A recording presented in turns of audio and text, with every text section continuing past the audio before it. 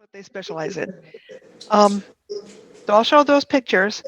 Then I'll show you a diagram of how light falls on different sorts of subjects that as we work on it.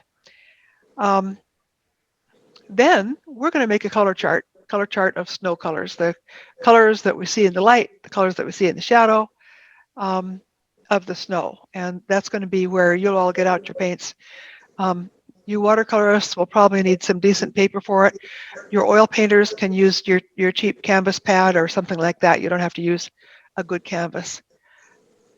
So I think that's all I need to say right now. From making the chart, we'll go on to painting a picture, but I don't know when we'll get to that. So I'll go ahead now and talk about my discussion. Um, this painting is called, this is a Russian painting. It's called Winter's Day in Konstantin, and it's done by Ivanovich Gorbatov. And what I love about it is that I don't believe there's any white in here. The snow, the brightest area, the snow in between the two trees, might look like white, but if you look at it closely, there's a lot of orange and yellow in that. There's orange and yellow in the light areas and blue and violet in the shadow areas and bright cerulean blue in the sky. That might even be phthalo blue that's in the sky. But one thing I want you to notice, take note of, is that this color that's in the shadow, and of course you see how there's a lot of variation. This is a Russian Impressionist painting that I think was done with knife work. You can see how there are areas that have more of a violet blue and areas that have more of a cerulean blue in the shadow. And in some of these shadow areas, the more violet color grades from really quite a strong blue-violet to getting a little bit more pale, a little bit more cerulean as it gets up more toward the sky. The light areas, really, there is a considerable amount of orange in a lot of this. And I think that the area that's reading as white is probably pale yellow. That's just a guess I'm having about that. So I love this painting. I think it's just magnificent. I love the bright colors. I was kind of surprised when I was up painting the snow. I've painted snow before, but not since I learned the Boston School color palette. I was in the West and I was just kind of making it up as I went along. And I tended to paint it white. After having studied with Robert Hunter in Boston and beginning to learn about color, I really didn't paint any snow scenes. So really, I've been studying it just for this class. And when I went up there and painted the snow scenes that I could see, I realized that really, I mean, I can tell you that I know that whites really aren't white, but when you do it from life and you see that it really is not white, it brings it home to you, and you get kind of, I don't know, all of a sudden you get it. You know what I mean? Mhm. All right, so go to the next one. This one is by Sam Vokey, and he has work at Powers Gallery in Massachusetts. I love how peaceful this one is. Now you see how the one we just looked at, and let me get back to that one again. Um,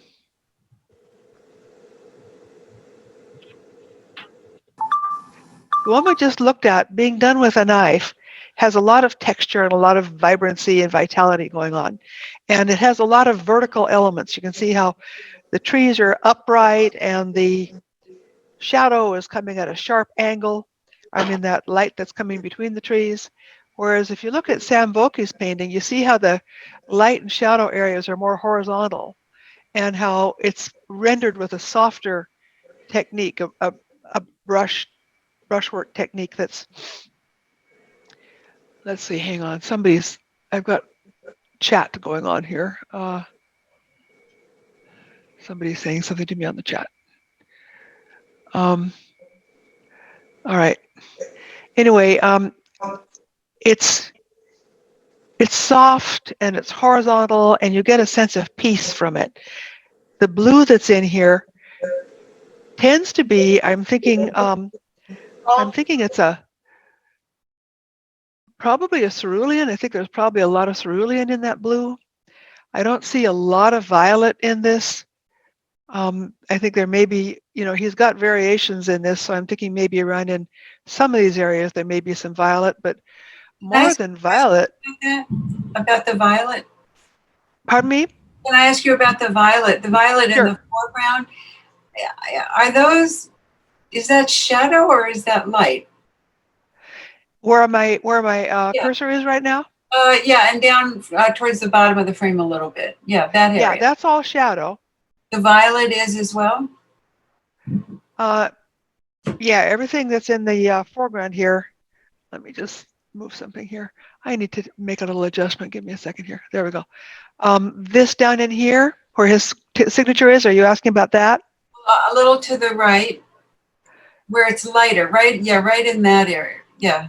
Yeah. Now this is still in shadow. One of the things that you'll understand about working with light and shadow is that within shadow, you will find reflected lights. And this is something I was just getting ready to talk about because right here where my cursor is not really violet. It has a little bit of yellow or orange in it. And I think that's reflecting from this yellow and orange that's up in the trees up in here. So this is a more blue version of this light color reflecting back into this. One of the things that happens on snow a lot is that we'll see reflected light in the shadows and in the light. But all of this foreground area is in shadow. We don't start getting direct light until we get up here where my cursor is now. So what we have in the foreground is a great big shape of cast shadow that's coming from the trees to the left. And I'm kind of following the cursor along that edge of that big shape. And you may remember from other classes you've taken with me that what we would do in our underpainting is we would color this entire shape in with our underpainting color. Watercolorists, I don't know if you would do it this way, but I'm pretty sure you would define this big shape of shadow before you did anything else. One thing to understand about shadow shapes is that within this shadow shape, you will have variations, such as this little bit of reflected light and this light that's this area that's slightly shadowier, less reflection, and there's a little more reflection here. This helps us to see the shapes of the snow. The snow is a little flatter here, and it bulges up here, and it gets flat again here. So this flatter area is going to be reflecting more of the sky or whatever color is above it. This bulgy, this area where it's more to the side is not going to be reflecting so much, and he's letting us see that in a very subtle way. You see how it's darker here. We can see definitely that there's a gap between two mounds of snow, but you can see because of this subtle thing that he did right here, that that mound of snow continues and picks up again over here. So Diane's question is an important thing to have asked because this is an important concept I want you to all understand. You see how the snow is flat? It goes up. It's flat here. It goes up here. It's flat here. It goes up here. It's flat here. You see how he did that very carefully, although it doesn't look overworked or anything. But having said that, everything that's in this area is darker in value than anything that's in this light area. And that's true when you're painting a picture. You always want to design it so that all of the darks are slightly darker, even though there's variation within those darks. All of those darks are slightly darker than anything that's in the light. So when we go over to the light area, we no longer have violet, but you might look at this and think that this is white. If you compare this color that I'm pointing to with my cursor to this color, which actually is white, you can see by looking at along the edge here how much not white this is. This has a lot of blue in it and a lot of orange in it, this light area on the snow. Now see how he's done the same thing in the light areas that he did in the shadow, which is using variations in color to show us where these lumps of snow are sticking up and where they're going at a different angle. The sun is coming from the left because the shadow is coming from the left. So in this lump of snow right here, which is on a rock, I suppose, the snow is coming over the tops of the trees and landing on it right here. And this has a lot of light white in it and a lot of yellow. It would be a pale yellow to make us know that the sun is landing right on it. This up here is a little bit in shadow because this side of the rock is facing away from the sun. So it has more of this shadow color in it. Same thing's true with this rock. This area is facing the sun. This area is facing away from the sun. And this area looks like it's a little bit more horizontal. And the way we can tell that is because he used the same color for this area that he used for this area, which is flat and reflecting the sky. Now this is called the flat plane. Back in here, he still has quite a bit of color. Again, compare the color of his snow to the white on your screen, and you'll see there's a lot more color in there than you would have expected. But because it's in the distance, if anybody wants to tell me what he's done to make it look like it's in the distance, go ahead and unmute yourself and be brave and say what he did with the color. You grayed it? Yeah, it's paler. It's paler or more gray. There's less of the yellow. You see how in this light area that's closest to us, he has some orange. And there's a little less orange there. Back in here, he has less of it. So that's what you do to make things look like they're more in the distance, even if it's snow.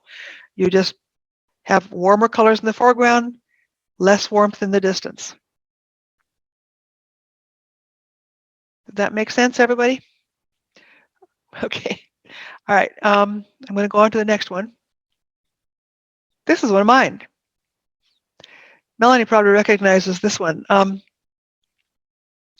In this case, I wanted to show that everything from this line down was in shadow, because to me, it was kind of late in the day. To Scott, it's early in the day because he's a morning guy and he likes to see that sunlight just beginning to catch the tops of things. So what I wanted to show you in this one, again, compare how dark. I don't have any, well, the only snow that's in light is right along the top of the barn here, and this is orange. It's orange, and the trees that are in light show up as being very orange. That's something I noticed when I was up there, how much orange there is in the light in the wintertime. So look how dark a blue this is when you compare it to the white of your screen. You see that this is dark blue, and that's not even the darkest blue I used. I used even darker blues for these areas of the snow that had even less light on them. So what were the blues in this? Pardon? What are the blues in this? This is ultramarine with a little bit of alizarin crimson and a little bit of white. Now what we are going to do next is make a chart of all these different colors, the light on the snow and the shadow on the snow. So you'll be able to get this color on the chart. One thing that's kind of interesting about this color is that without the orange on the barn and the red that's on the barn, this blue does not glow as much as it does, because again, we compare colors. Our eyes will see the color and it'll see another color by comparison, and it changes the way they look. So without the red and orange on the barn, this blue doesn't look quite as rich. It's kind of an interesting thing. So this is another Russian painting, and this one is called, I am not really sure what this one is called. There's a long string of Russian here that I couldn't figure out. But I think Zima Kartini might be the name of the artist. And take a look at the color of this snow. We're looking at pink. We're looking at alizarin crimson. This is all shadow. This area right here with the yellow in it, and this area with that pinky yellow. This is light, but all of the rest of this is shadow. And you can see how within this shadow there are some areas that seem more pinky violet, like that right there seems a little bit more pinky violet. This area right in here looks like it might have a little bit more cerulean in it. This looks like it has a little more yellow in it. And the reason she's having some cerulean reflecting down into this snow is because her sky is cerulean. And it's very late in the day, so there is quite a bit of yellow and green in the sky, and that is very gently influencing the color of this pinky violet snow. You see how much yellow and orange there is back in that area. And an interesting thing that I saw before I even found this picture, I had painted the next one here is, I had done this quick sketch when I was in Massachusetts of the sun had dropped. It was, I think it was down below the horizon, but this view that I painted is, the sun is behind us. So it's facing right on the snow on these trees. And it looks like white, but it's not, it's orange. And this color is alizarin crimson. There's some cerulean down in here and alizarin crimson in here. And when I saw this painting by the Russian, I'm trying to learn a new mouse here too. I've got a lot to learn today.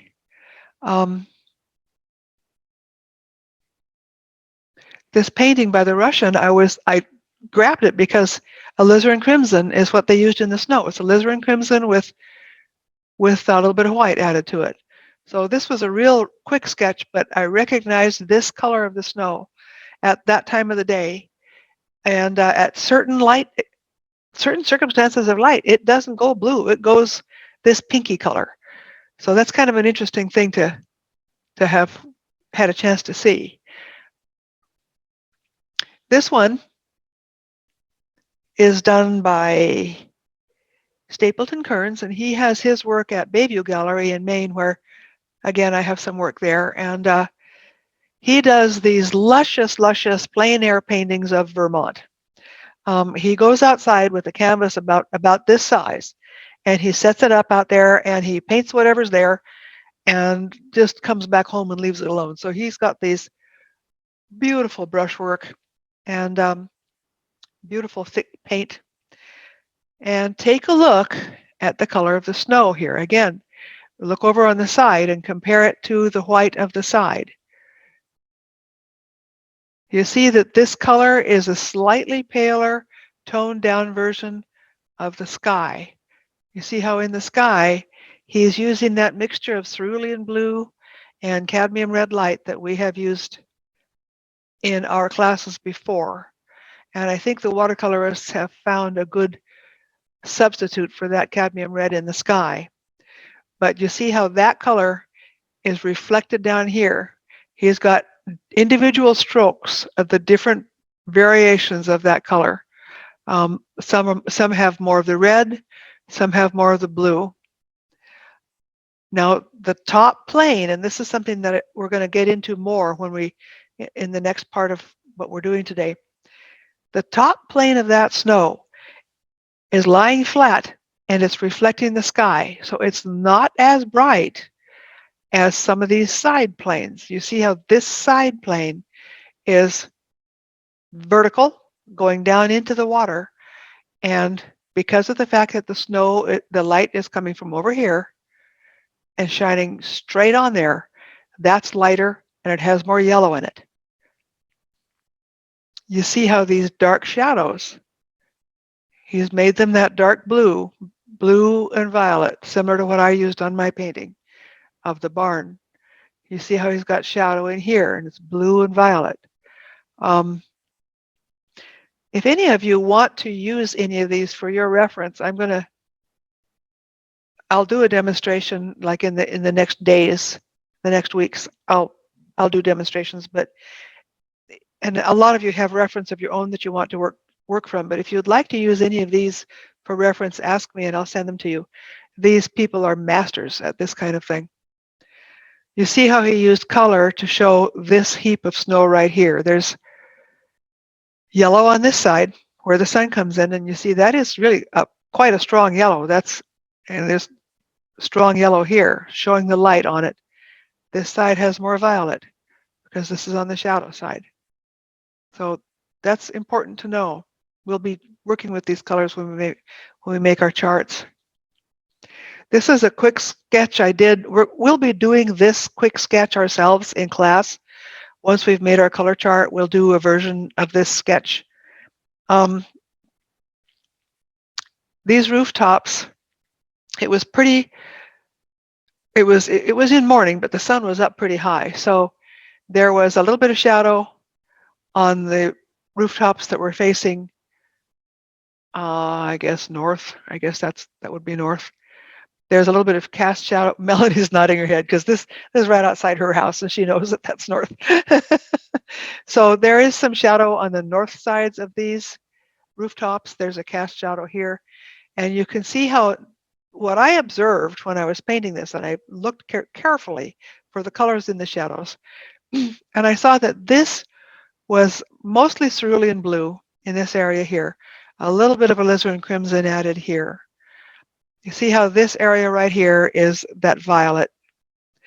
And in these flat areas that were facing north, but still at an angle to the sky, there was a lot of cerulean blue because some of the sky was reflecting on them. Here and here and here. That cerulean blue seemed to fade to more violet as it moved from right to left. In each case, that's what I saw. Cerulean blue on the right, fading to violet toward the left. Cerulean blue, fading to violet toward the left. So the alizarin crimson, for a reason that I don't understand, was showing up more on that side of things. And the cerulean was showing up more toward the right. Could you see those colors in the snow? That's what I saw, yes. That is what I saw. And this is why, especially, Diane, since you live where you have snow, you should go outside or even just look out your window. I mean, I saw this view out the window. Look out your window and really observe what you're seeing there, because it'll train your eye to see this kind of thing. Unfortunately, photographs usually see they'll see the blue shadows and they'll see white for the light, but they won't see these subtleties. And you learn to see these kinds of subtleties when you've been painting outside or painting from life. So I think you've heard me saying, you've all heard me say, paint from life, paint from life. That's why, I mean, I didn't go to Massachusetts to see my daughter. I love her very much, but the fact that she was there was just a side benefit, right? I went to Massachusetts for all of you, so I could paint snow to show you, teach you this class. So Not really. This was mixing business with pleasure when I went up there. In this painting, it looks like there's an overcast sky.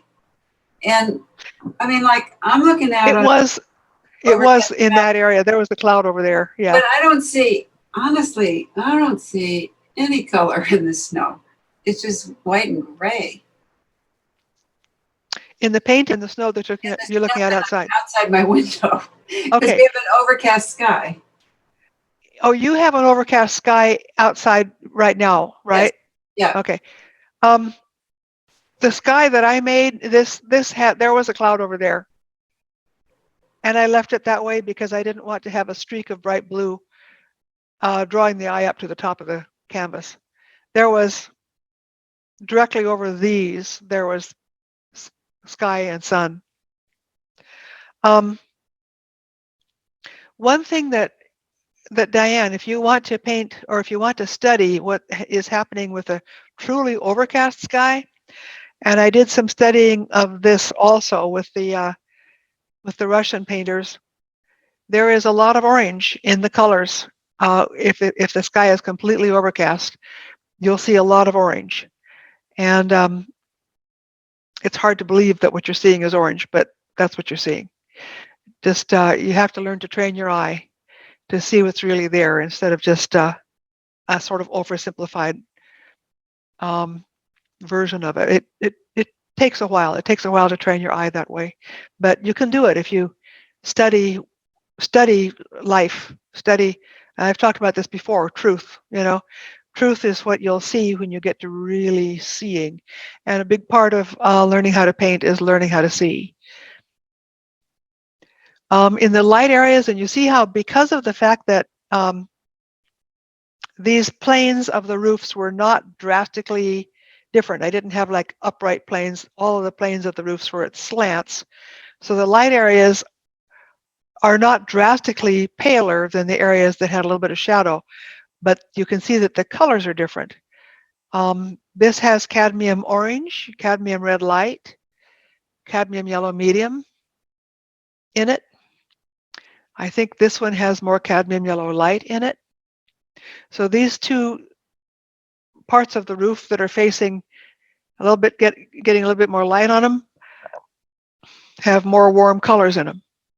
And this part of the roof, this edge that has some overhanging snow on it, also has more warm color in it.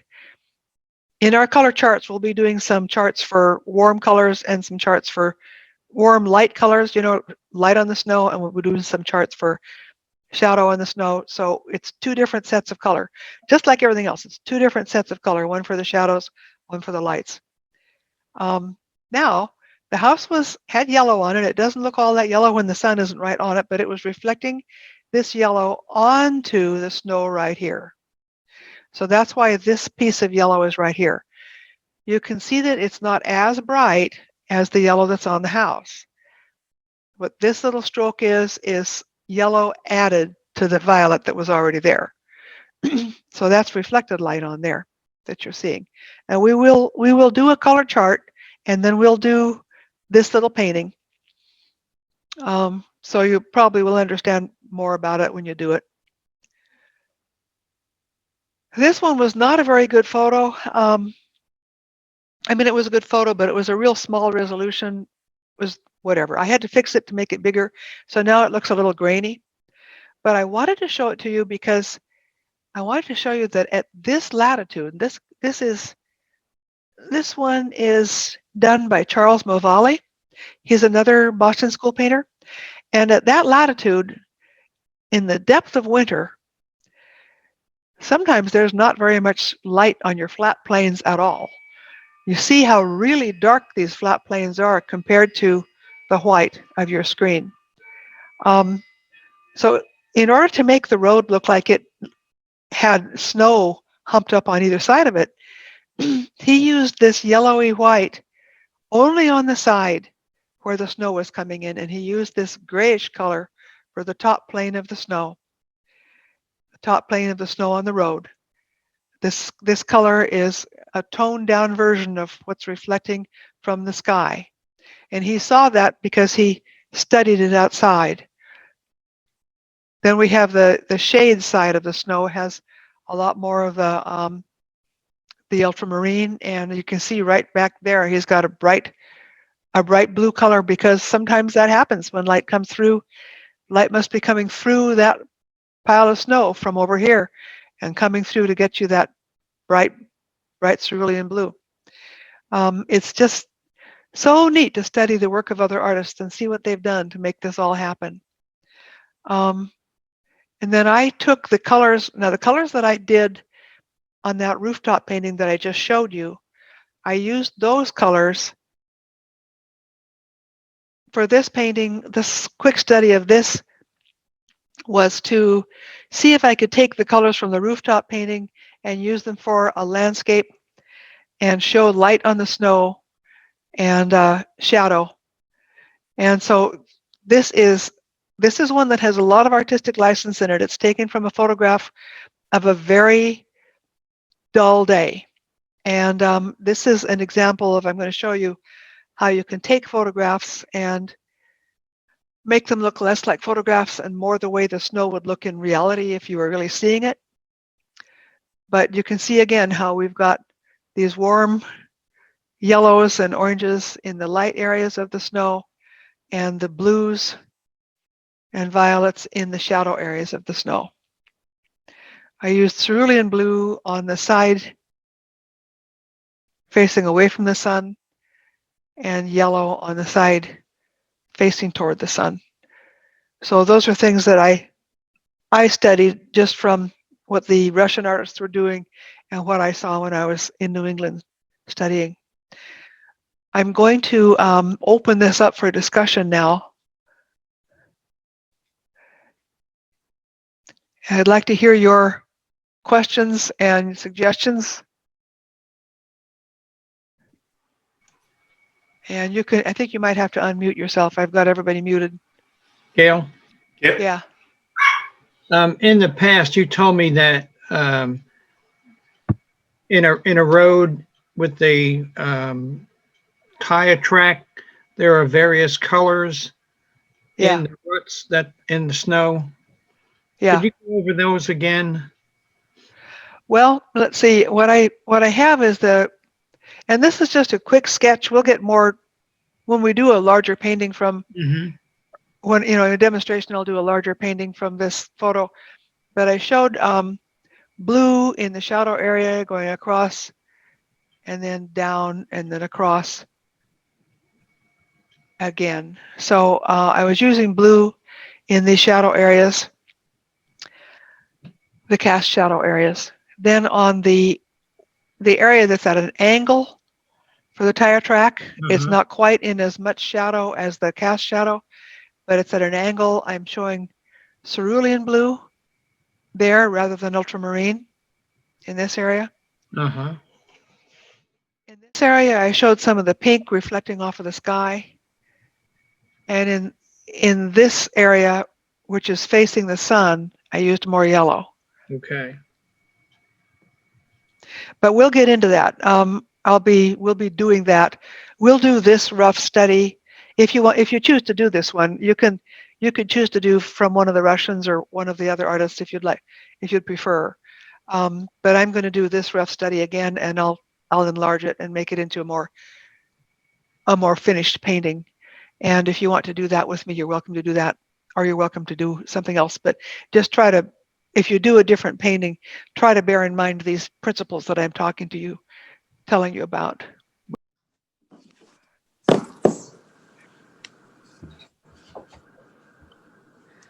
Could you run through what the Boston palette is for those of us who are not painting in that? So Yeah, sure, I will do that. I will show it to you when I get the right camera going here. okay.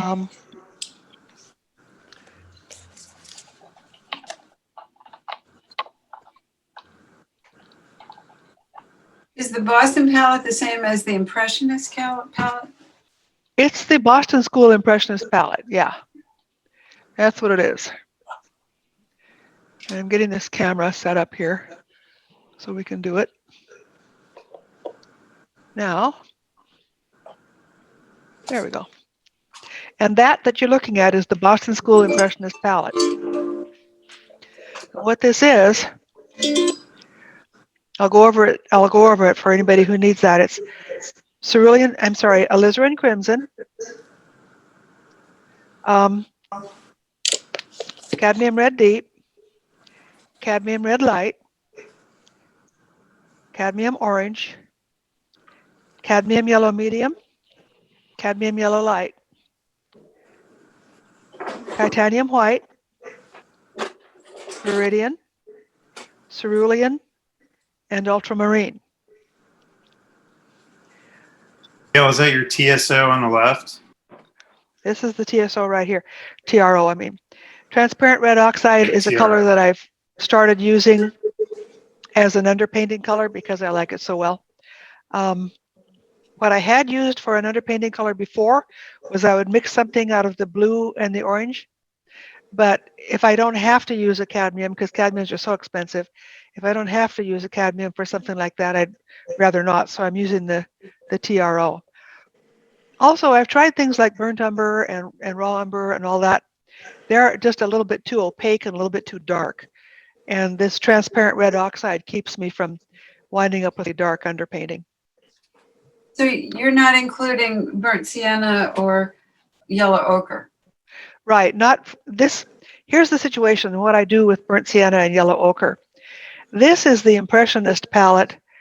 Burnt sienna and yellow ochre, along with ultramarine blue, is also a palette. It's its own thing. It's the earth primary. The burnt sienna is red, the yellow ochre is yellow, and the ultramarine blue is your blue. And that earth primary palette is one that I use for a lot of things, but it's the one I used all the time when I lived in Colorado because that's all I needed. But for a broader, more colorful use of paint, and especially for what we're doing with the snow, you need these colors. This is the color palette that will give you the color circle. A lot of us have done, I think maybe all of you have done a color circle with me using these colors. And that gives you the full high spectrum rainbow of colors. If I do want to use burnt sienna and yellow ochre, I put them over here because it's a different type of thing. So what I want us all to do now, let's see here. I'm going to change our view here so you can see my. Gail, one quick question. I was Yeah. trying to write down the colors. Did you say that you were using Viridian? Yes, yeah. Now, again, for watercolorists, it might be different, and you'll all have to work that out for yourselves. But Viridian works as a blue. Look what happens to Viridian in oil paint when I mix it with the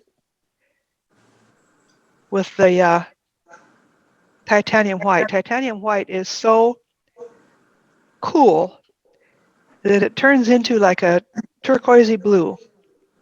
See that beautiful, brilliant color? That's why I use it. I use it not to make into a green unless I'm mixing it with yellow. But these three colors, even though one of them looks like green straight out of the tube, it actually functions as a blue. So these three colors are my blues.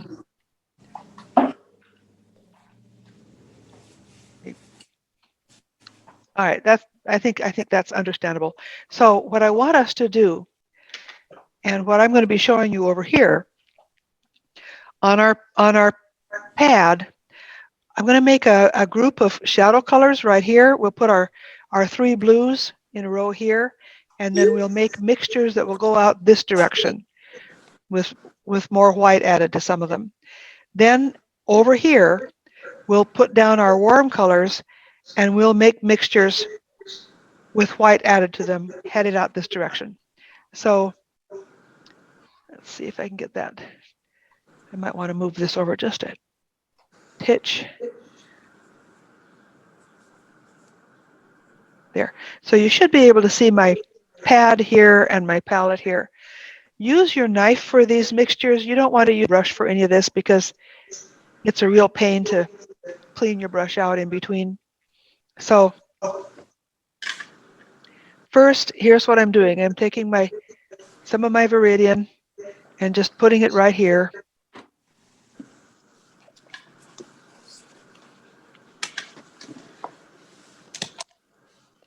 Then I'll take some of the cerulean and put it here.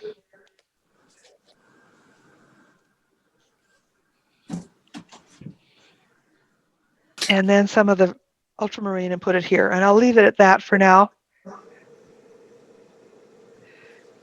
Actually, we will be making a purple, so put some of your alizarin crimson right next to the ultramarine. So those four colors: Viridian, cerulean blue, ultramarine, and alizarin crimson.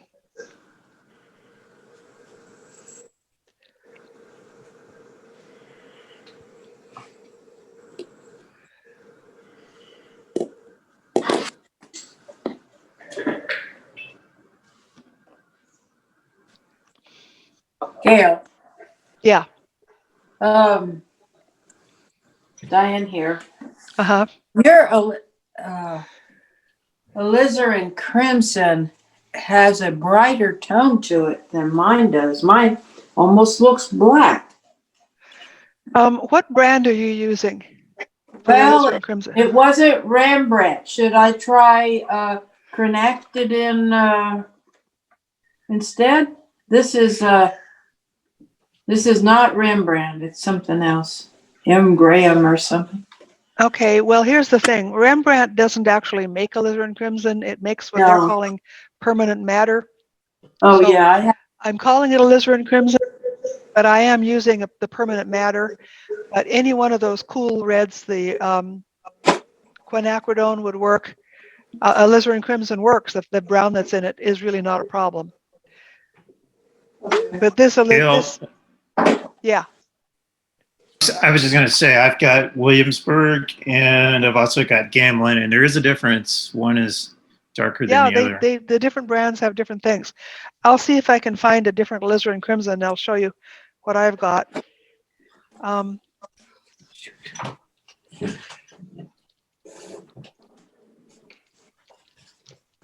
Yeah, different brands have different looks, and when you get used to one, you just want to stick with it. Here's on my palette. You can see right on the palette how much darker this one is. This is Graham, and this is Rembrandt. Yep, And, exactly. Yep. yeah. So when I add white to the Graham, a lot of alizarin crimson has a little bit of brown in it. Uh-huh. So Oh, there's the Graham with white it added. brightens up a little bit. Yeah. Yeah. And then the Rembrandt Huh. brightened with white added. You see how it is higher chroma. Yeah. Well, I don't have any rose madder left. That's okay. Rose? You can use quinacridone if you want. Okay. Everybody, if you're not familiar with these colors, what we're trying to get is a red that shifts toward the magenta side. So if you have a quinacridone magenta or alizarin crimson or rose madder, any red that shifts toward the magenta side rather than toward the orange side, that's what this red is that we're going to be using. Almost any quinacridone red would also be a cool red. Yeah, it would. Even quinacridone red. But I think you showed me a quinacridone coral. Yeah, so if Yeah. it says quinacridone red light or quinacridone scarlet or anything like that, it would be warm. And Winsor Newton watercolor quinacridone red is pretty warm also, but your average quinacridone red is actually a violet pigment. Is it? And you can look at the back of the tube, and if it says PV19 on it, that's pigment violet 19, and it's the cool version of quinacridone red. That's cool to know. That's all good information. A Let's lot see of what this these, says. anything that says alizarin crimson on it or is being used as an alizarin actually does not contain the alizarin crimson pigment, because that's an old impermanent pigment. They're all substitutes that people have tried to approximate the old alizarin crimson to use in a palette like this, but as a result, a lot of them are a little bit different. Every brand has its own version of that to try to fill this slot in your palette. So you want to always look at the back of the tube to see what's in it so that you can get something that works for, If they're calling it a class. violet or a red, right? Yeah, This or in your Graham- case, what you're using is actually a blend of 3 different pigments. So it really can get complicated. Yeah. Okay, Yeah, so on the back of the quinacridone, we see PV19. So that's a violet. That V stands for violet. Right, that should be perfect. Yeah. Got it.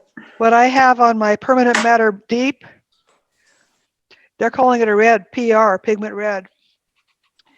And what I have on the alizarin crimson, the Graham alizarin crimson, again, is PR, pigment red. But yeah, What is original, the number that comes after it? I'll tell you what that actually is. okay, PR 83 on Graham, and on Rembrandt, it's PR 264. Okay, the Graham one, PR 83, is actually real alizarin crimson. Oh, really? But that means it's not light fast. It's Um, not light fast. Okay. No, it So the will, one you that need to Rembrandt shield it makes- from UV. So the one Okay. that says that alizarin crimson PR83 needs to be shielded from the light. But the other one is, you said it was PR264. Yeah. That is Pyrrole crimson. So if anyone has anything Okay. that says Pyrrole crimson on it, that would be a perfect substitute. It's a lot more Okay. opaque than the really dark alizarins. That's why they look, the things that say alizarin on them look like they look black by comparison. Yeah. I have an alizarin crimson from Holbein, and I called Holbein about that, and they said that they had worked it so that it is light fast. I mean, I asked them that specific That's question. good. Well, the definition of light fast is incredibly variable, and none of them are actually permanent. So in Holbein's case, as a company, their definition of light fast is a little loose. Like Well, the they main call a thing lot of about things this- light fast. And the whole light fastness that I do know is that what these pigments are trying to approximate is what used to be made out of a root, the madder root, and people would grind it up and mix it with their medium, and that madder root was really impermanent. It really would fade away. And so all of these modern pigments are they're trying to get a more permanent approximation of that cool red. So that's what we're going for. We just want to have a cool red that we can make into a violet. All right.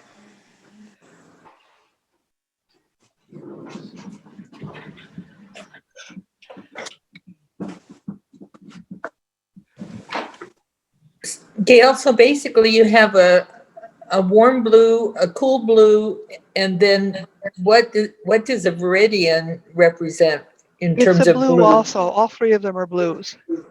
Right, but Um, is it considered then a yellowish blue? yeah, it's a more of a yellowish blue. It'll make a turquoise when you mix it with white.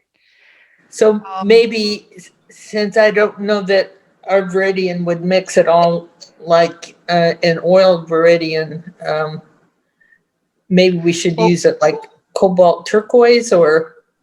Maybe, or what, do you have phthalos? Yeah, yes. Are you using watercolor? Yes. Yeah, she's and- one of the watercolorists. Cobalt turquoise should work really well. And since, well, I don't know if all brands of cerulean are opaque, but some are, In oil, it is. In oil, it's quite opaque. right? So there's an Antwerp that's kind of a, well, it's a similar kind of color, maybe more like Prussian blue almost, that might substitute. Well, I don't know. We'll have What to. we're fool going around. for here is I've got two sets of this, the cerulean and the viridian will both make greenish blues. The ultramarine and then this violet that we're going to mix Right, with we'll the- make it. with this Purple. is going to give us our violetish blues. So we're kind of working with two sets here. Okay. One that'll have greenish blues and one that'll have violetish blues. So Okay. whatever you have that would do that would be Okay. good. Jimmy, yours is good. You've got yours ready to go. Now what I'd like to do is make an intermediate color in between these two, and an intermediate, make your purple that's going to be in between these two. So I'll show you what I mean. Just mix together some cerulean and some viridian.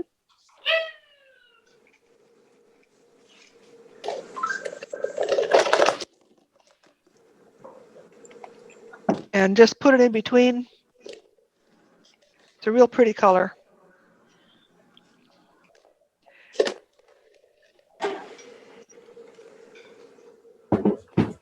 And make your violet.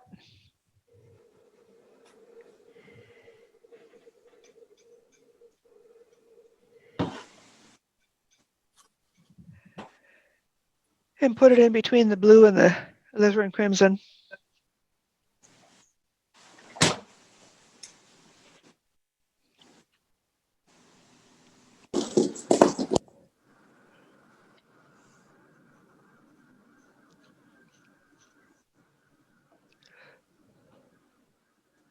You don't have to worry about keeping these separate because they're not going to be kept separate in your painting.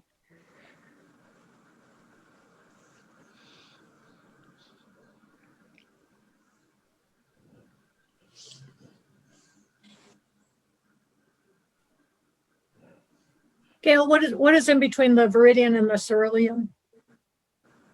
This is just a mixture of Viridian and cerulean. Thanks. You're welcome. Kind of winds up looking, I think it's a pretty color.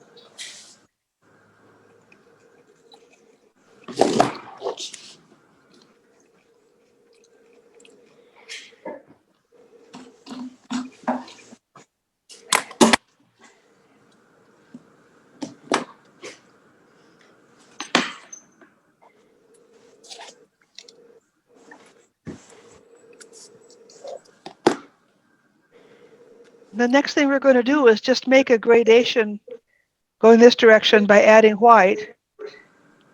So we don't want to make it real pale.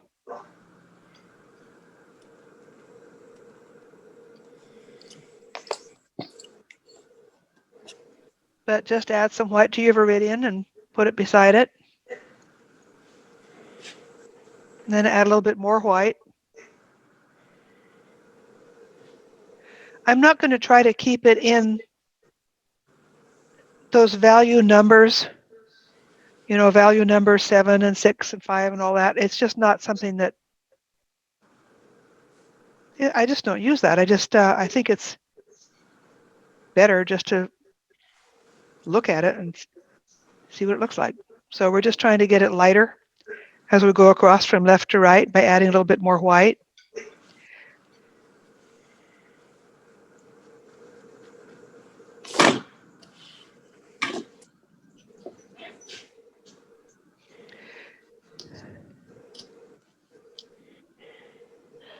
I don't think I want to go any lighter than this.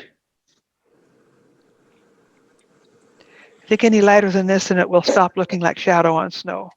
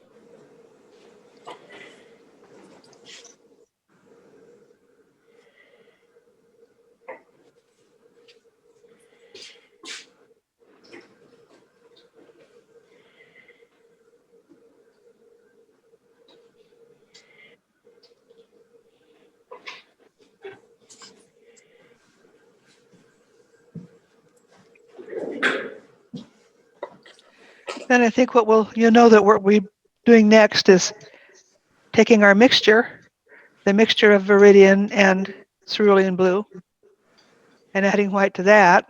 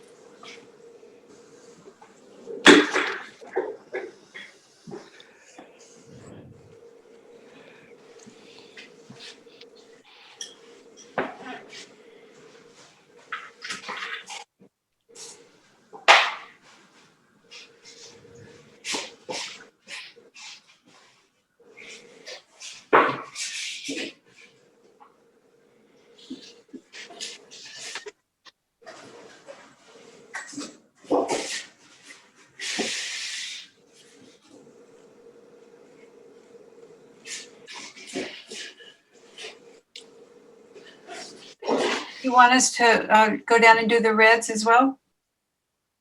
Do the violet.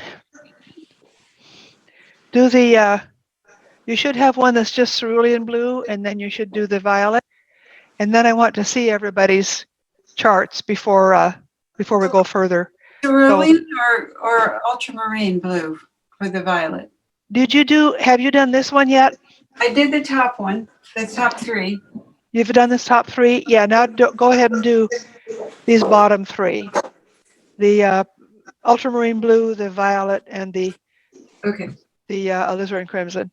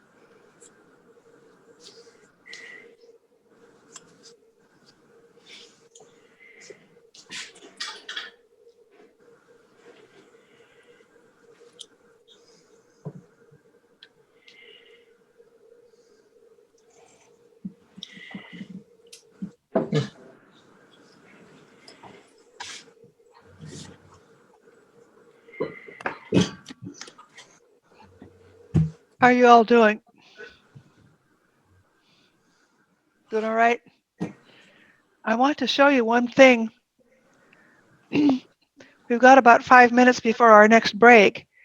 But I want to show you how these colors are what I used on my studies.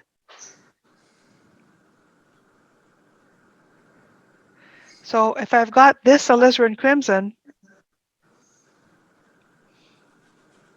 this is the alizarin crimson. So you can see that I'm scraping it right off of the chart here. Put it on here. And you can see this color is what I used for the snow over here. This pale alizarin crimson. And this violet is what I used for the shadow areas on the snow over here. So these two colors are what I used on the snow. The panel that I painted on had transparent red oxide as a toning on the panel. So if you're looking at this, you can see that this color is what I used for the pink part of the snow. And this color is what I used for the shadow part of the snow on top of this toning. So that's what I got here. These are all more or less in shadow, that part. And for this one, let's see here, put all this stuff. Gail, what is the toning underneath? What color is that? Transparent red oxide. Oh, it is. Okay. It Yeah. looks so yellow on there. It's I put it on and then I wiped it all off and it stained it this color. This is one we'll be using. So that's what's on there. And then for this one,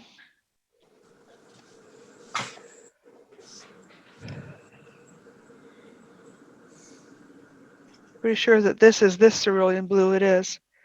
Right here is the cerulean blue.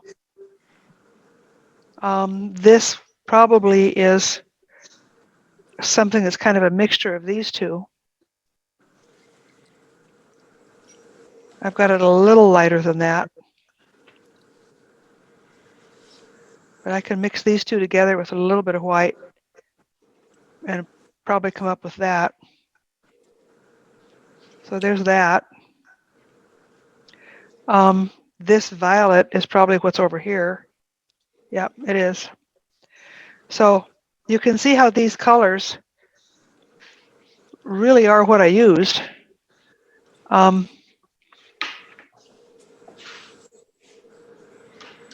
This right here is probably this batch. Yep. So for anything with shadow on it, I used variations of what we all mixed up just now.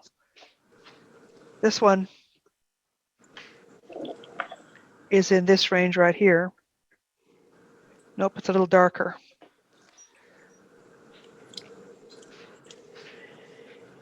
Take some of these. That's even darker than that. It's this purpley mixture that I used for it.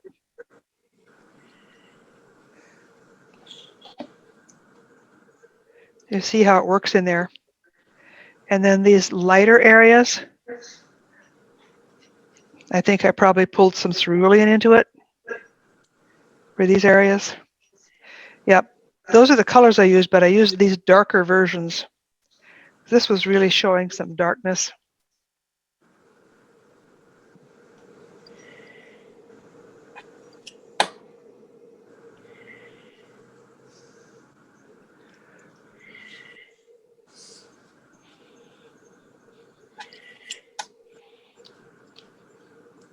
May I ask a question? Yes, of course. Yeah. In making the choice for the color, Yeah. if you had to, my question has to do the balance of intellectual understanding of color value versus Yeah. what you see. When you see the shadow, do you see it as purple, or do you intellectually go and select the violet color because you know the reader will interpret that as shadow? Does that make sense, my question? It does. And the answer to that question is if you are painting from life and you are sensitive to what you're seeing, you will see the violet and you will paint it as violet. And then your viewer will know that that's shadow. If you're painting from a photograph, you have to make some changes. Well, that makes sense. Okay. Make sense? Okay. Good question. Jimmy, your Yeah. colors look good. And I I'm had a question or comment on. I did a winter scene painting over the holiday, and I used a whole lot of violet, but I didn't use as much alizarin crimson as I did cadmium red deep. And but I think my alizarin crimson might be a little bit darker than yours. All right. Well, cadmium red deep I used also. Melanie, hold yours up again. I'm going to change a setting here so we can all talk a little bit and show up our work. Hang on a second here. There, now you should be able to go to gallery view and see each other's work and slide it across so you can see more of what you all are doing. Melanie's got her watercolor held up. And what did you use for alizarin crimson, Melanie? I have two. This is Winsor & Newton alizarin crimson, which is quinacridone color. Okay. And this is Daniel Smith quinacridone red, which is the cool version of it. So it's actually a little bit cooler and a little less brown. Okay. And I think for what we're doing, I'm going to go with this one. Yeah, I think you're right. I think it'll be good. And then up here I used Viridian, but in watercolor, like you were saying, the other person, I think it's Diana, I'm so bad at names, but it was too green, I think, compared to what you want to do. So yeah, here's a cobalt teal, it doesn't really get very dark, but I think it'll work really well. I think it would. That's pretty. Yeah. Good choice. What are the other, Carol's holding up her chart. Carol, what did you find out worked for you? Okay, so I'm not showing it on this one here, but over on, hold on a second. On this page, I used the phthalo green. And Yeah. And that's phthalo green and cerulean there. I like the phthalo green blue shade. Yeah, that looks good. That seemed to work a little bit better than the cobalt teal. I tried the cobalt teal too, Melanie, and I liked this one a little bit better because it had, I don't know, the other one just seemed to fade out pretty quickly. It didn't have a lot of strength. The phthalo's really strong, yeah. And Yeah, I had that one here. That's what I had here. Yeah, and especially with the cerulean, because the cerulean's a weak color, and I think that helped to make it a little bit stronger. Diane, show us yours again. Simmons? I don't know if I've got that up. I have to check and see. Yeah. Yeah, that looks fine. That looks fine. Kevin, how are you doing?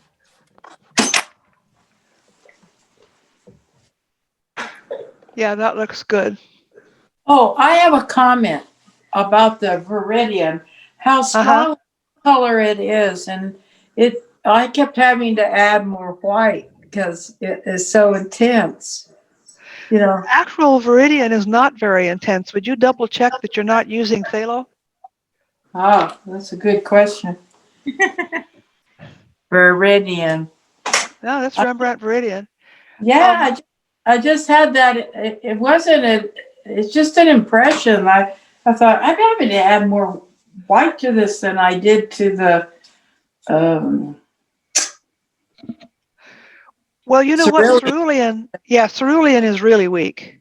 yeah, that's And Viridian what I is a little stronger than cerulean. So yeah, That's yeah, what I there's some mean. balancing. yeah. Yeah, that's- okay. Yeah, you're right. You're right. Diane Montgomery Logan, did you have something? Yeah. Oh, those are beautiful. Yeah, those are beautiful. Really nice. Joanne, you want to show us yours?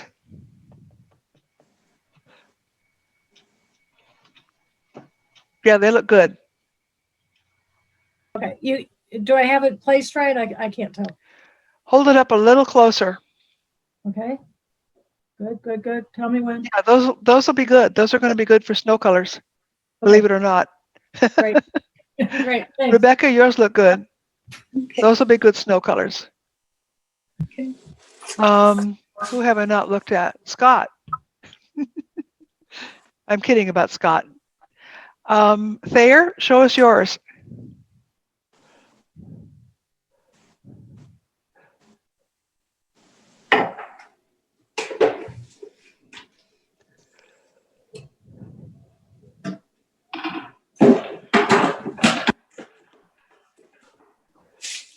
Yeah, those are beautiful. Yep, those will work. Nan, have I seen yours?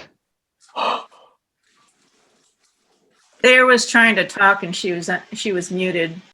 Oh, oh, Thayer, what were you saying?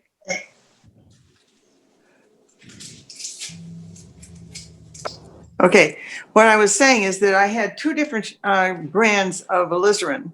So Okay. that they turned out just slightly different, so that I have an extra row of colors in there. What did you find out using the two brands? Well, I think that one of them is just a little grayer than the Okay. other. And Yep. so, but they both would probably work. So Okay. it doesn't really matter a whole lot. It's Yeah. just how much white I put in it. Yeah. That's what Okay. that's All my right, well, that's good to know. conclusion. Yeah, that's good to know. All right, Nan, what have you got? Yeah, those look good. Go ahead and hit your space bar. I used Gamelin Alizarin Crimson, and I Okay. used the matter that Rembrandt keeps sending me for free that I don't know Okay. what to do with, and I can't tell the difference between those two. At first, I thought the matter was grippier, but Not really. Well, they're similar brands. They're good quality, both of them. And the colors you've got look like they'll work. Yeah. Leah, did I see yours already? No, Okay, let's see what you've got. We've got some good tests there. yeah, I've tried cobalt turquoise and Antwerp as well. The cobalt turquoise and the cerulean are here, and then the Okay. Antwerp and cerulean are here. Nice. Those are beautiful. Those are beautiful colors. Okay, is there anybody I've missed? Me, am I Okay. muted? No, you're No, not. I can hear you. Wait, so I also tried, phthalo blue green shade and phthalo blue red shade, Okay. which I think at least for underpaintings, the phthalo blue green shade might be good. Well, depending on, Is that the one that's in the upper right-hand corner? this is the phthalo blue green Oh, and this okay, I is the see it. phthalo Yeah. blue red. Yeah, this is the cobalt teal and the Antwerp.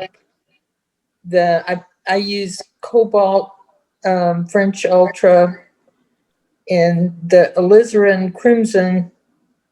Hold it makes up a little higher. We're losing Yeah, it. but There we go. yeah, I can't Okay. see myself on here. Wait, We can see it now. still So that got a phthalo long. blue green shade looks like it'll be a really good thing for what I would use cerulean for. Yeah, it's very staining is the only limit. So if you change your mind, you want to lift anything, You're kind of committed. But it would be a good underpainting where you don't want it to lift. So Yeah, that's true. That's true. All right. Well, I think we've got some good ones here. Let's take our second 10-minute break, and then we'll at 1/4 past. Let's say just about 1/4 past. So we'll make this a shorter break. Then we'll do our warm colors. Same idea, but with the warm colors. So I'll see you back here at 1/4 past. I had a All right. question for Melanie. Yeah. What did you use for your other red? You used alizarin crimson, and what else did you say you tried? Quinacridone red. Ah, It's, okay. I can hold it up again. Right. Okay. My light. So Right. this was the alizarin, and this was quinacridone red.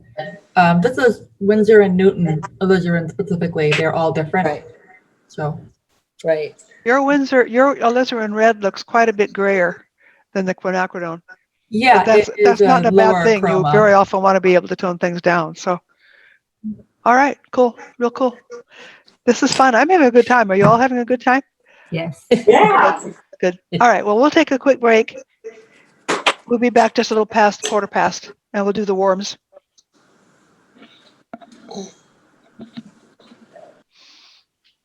All right. Let's get back to work. Fix this so that you're just seeing me. All right. I think you probably can guess what the next batch is going to be. We'll take our warm colors, and within our warm colors, we do have some variations. We've got these three and these three. These three are actually a little cooler. I mean, they're a little more. I can't really say they're cooler. This shifts a little bit more toward blue, and this shifts a little bit more toward green. So what I have found in painting snow, that if I want real light, I tend to use these three. If I want it not quite as light, I tend to use these three. So this one is the alizarin crimson. That's this one. We've already done it. So we can just use the rest of these now.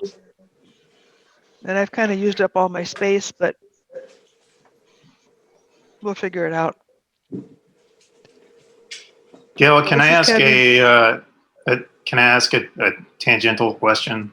Absolutely. So I noticed there's a lot of gray in snow as well, but it's not necessarily gray, but it's grayish.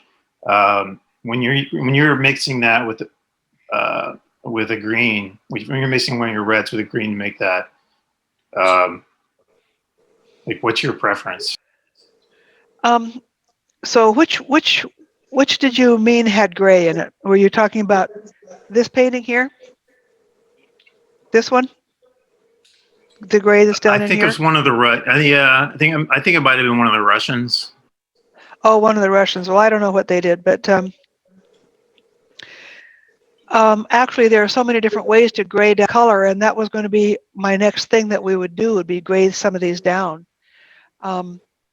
So generally, with the complement of the color, you know, whatever the complement is, that's what I like to use. I use, if I want to grade down the yellows, I would use these purples, you know. And if I want to, I don't know, we'll get into that. That's going to be part of what we'll be doing. So when we're putting these on the canvas paper, yeah, are we going to be using the other side of that paper? I don't ever use the other side of mine because there's a good side, there's a side to use and a side not to use. I mean the you've got the blues and the violets going down the left. Over here? Yes. Yeah, this is where I wanted to show you the grade down versions. Oh, okay. Over in here. So we'll put the lights down here. Okay.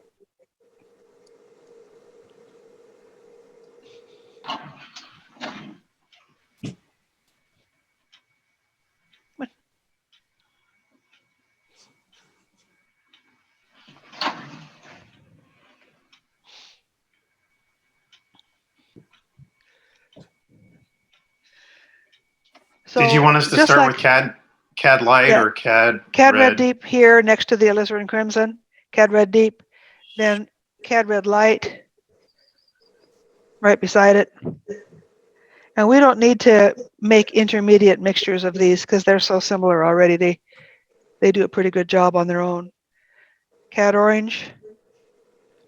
I'm just taking it directly off the palette in the order that it is already arranged on the palette. CAD Yellow Medium.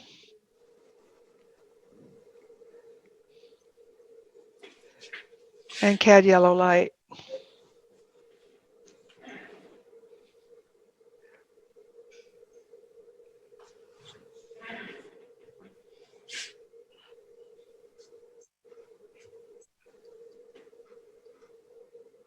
And then just add white to them. Work your way out like we did with the cool colors.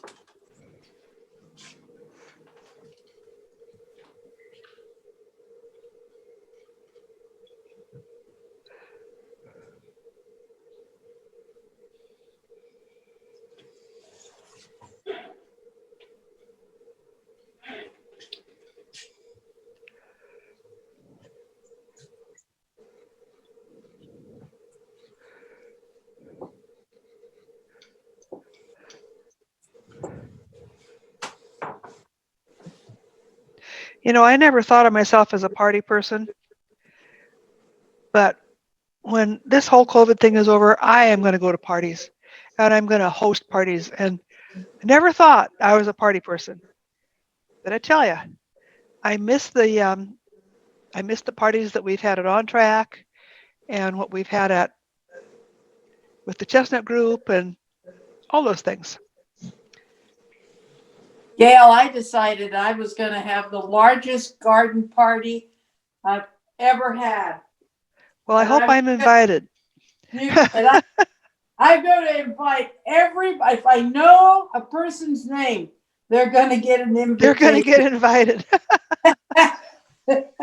Well, some economist was saying that right after the Spanish flu thing happened, the Roaring 20s. Oh, you think something like that is going to happen again? Everybody's just going to go nuts. Yeah, I heard that today too, about the Roaring 20s. Yeah. Why not? Yep. Joanne used to throw the best parties ever. Oh, yeah. Oh, yeah. Thank you, Scott. And by the way, we still do. At the I'm- lake now. Yeah, with And a boat. we're going to With have the a New Year party as soon as. Really? Yeah, why not? Yeah, I suppose. Yeah, why not? Yeah. Yeah, we couldn't do it on New Year's, but let's do it when we have a true new year, when we can. That's a great idea. It really is new. Yep. Yeah, I like that. I'm going to invite everybody. I'll have to get a block of hotel room somewhere. I'm going to jam it. It's That's gonna an be awesome great. idea. I love it.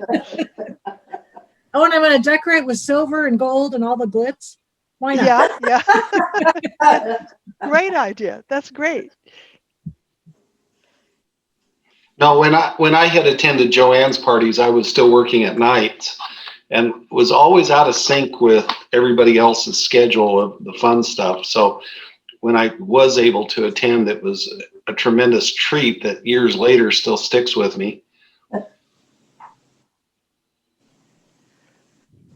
Very, very nice. Nice that you said that. Thank you. Thank you. And we do the sausage making parties down at the lake now. Oh, you're killing me over here. You're killing me. I know it. I know it. It is a really nice place down there, Scott, and it's a beautiful drive. I'm just going to So throw if she this in invites us to because something. I'm going to throw this in because people have kind of followed my problems. I've had a setback with my eyes, and No. yeah, it's so I had a vitreous tear, and I've gone backwards. And I guess the real flowers for Algernon part of it was the day before it happened. I was going around looking at everything, going, "Man, I am seeing so well," and it's been kind of like a punch in the back of my head. But as we move into this year, I'm going to go back and see if there's more surgical fixes that can be done. But so that's just news. And they said this particular complication was a risk at the first 6 months after the surgery. Well, I was 8 months out and this happened. So it's kind of a healing mode now before we see where we are.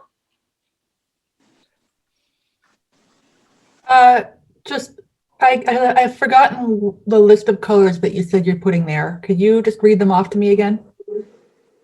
Cadmium red deep, cadmium red light.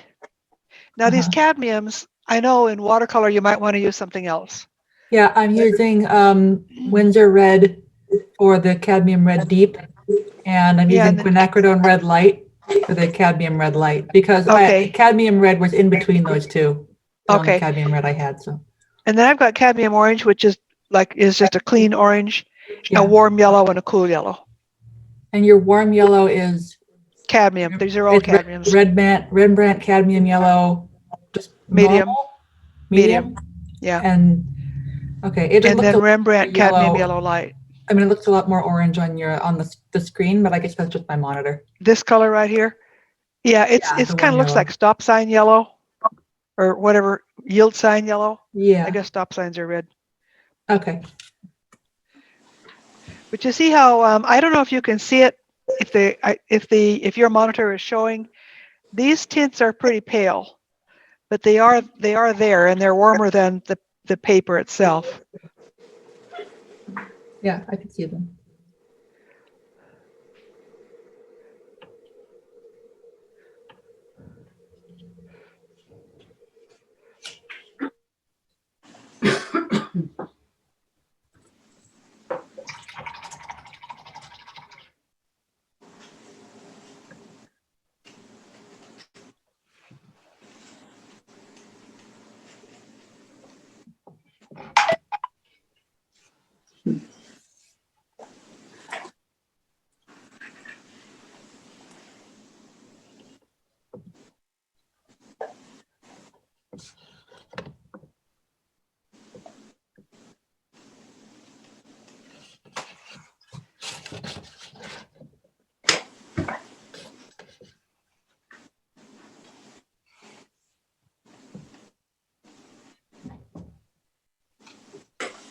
Where's that coming from?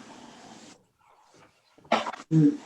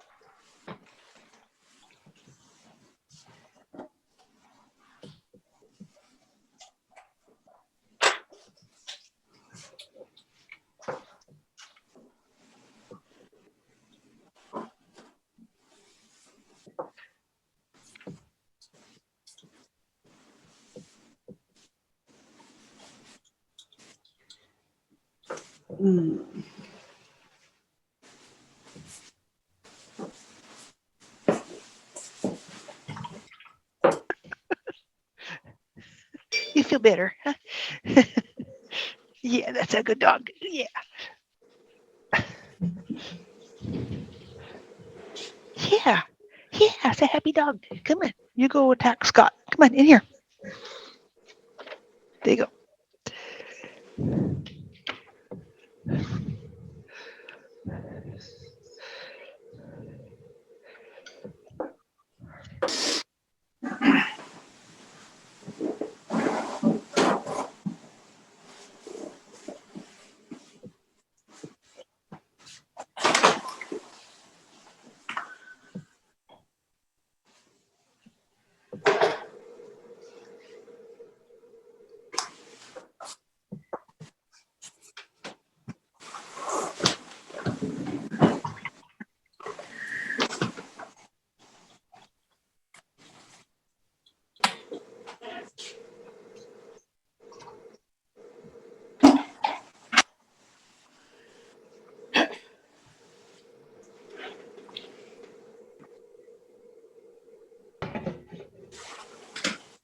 Okay, whenever you're ready to show me your mixtures, I'd like to see them.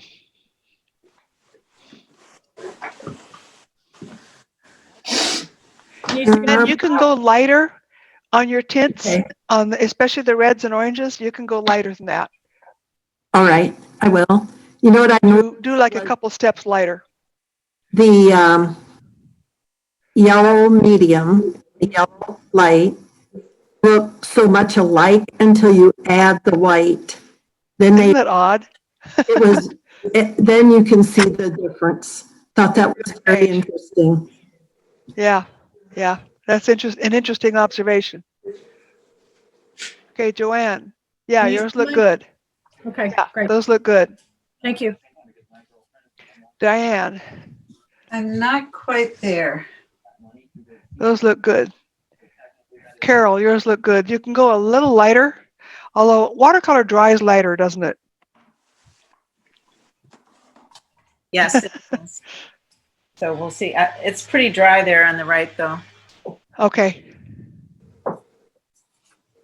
What we're trying to get with these lights, the tint should be pale enough that people don't automatically see the color there. It just looks a little warmer than plain white would look.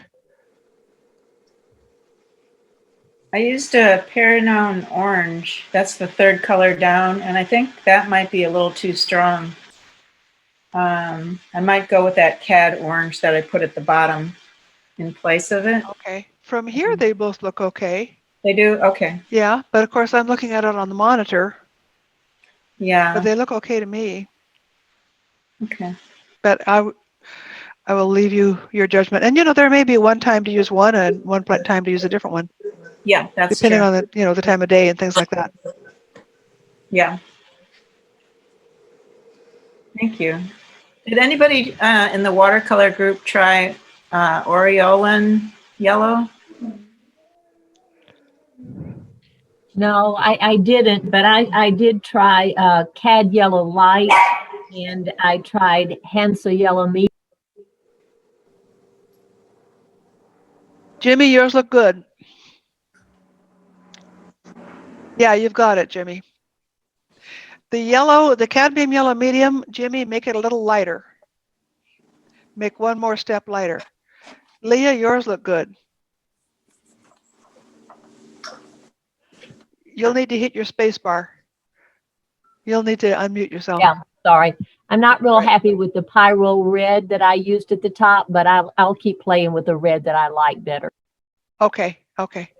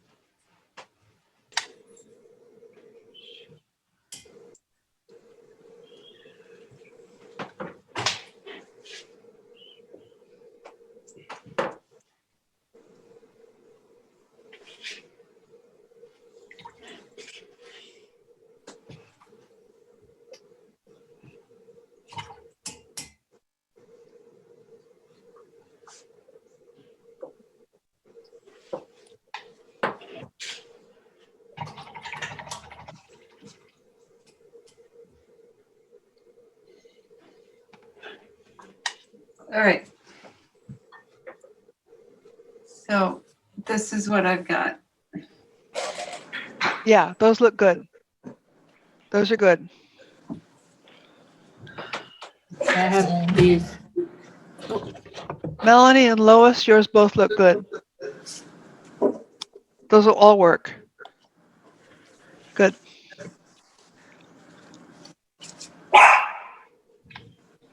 Diane Simmons, Yeah, what have you got? I thought I should. Well, I got a lot of light coming in my window. You got a there. lot of light on it, yeah. I'm sorry. But those, yeah, they'll work. Those are going to be good. Kevin, you've got yours? Yep. Yeah, they look good. They look good. Rebecca Aldred, how are you doing? Okay.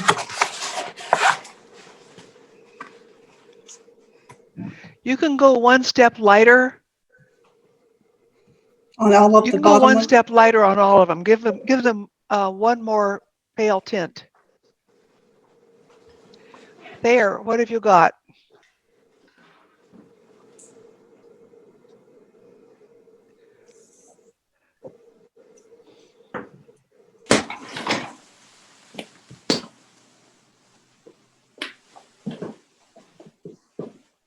Yeah, those look good.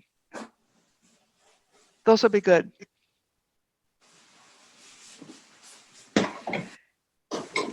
Now I want to talk to you a little bit about the complementary colors and how this chart works with complementary colors.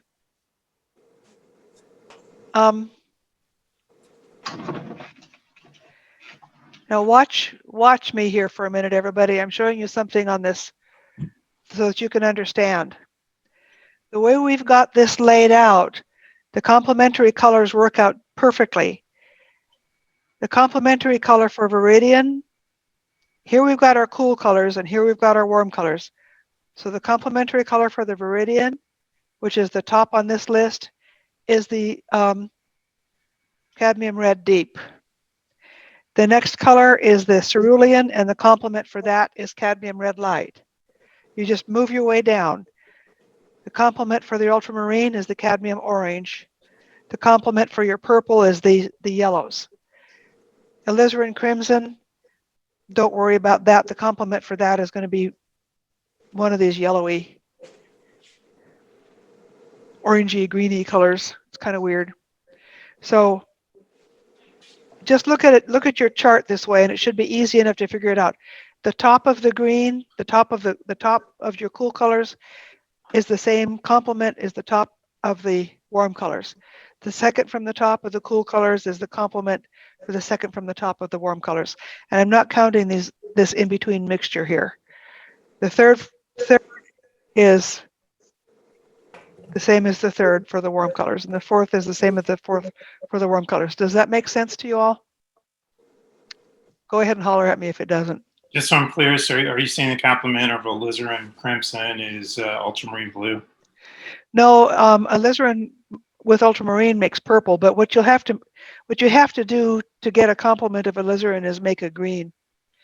And I'll show you that later. But aside from that, the way this chart is, you can just work your way from one cool and one warm, the next cool and the next warm, and the next cool and the next warm, and the next cool and the next warm. And it works. So let me show you how I want you to mix these.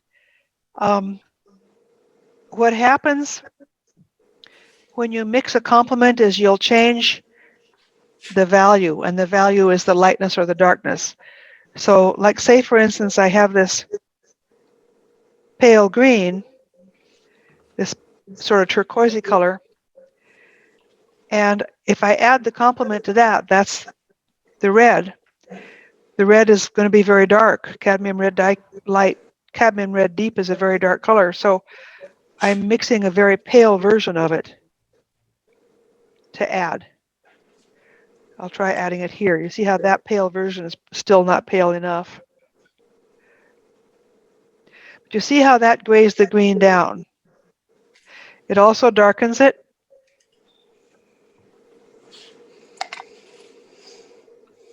So if I don't want to darken it, I'll have to add some more white. So this is if you want a less chroma in one of your colors, if you want to just bring it down a little bit. Say for the cerulean blue,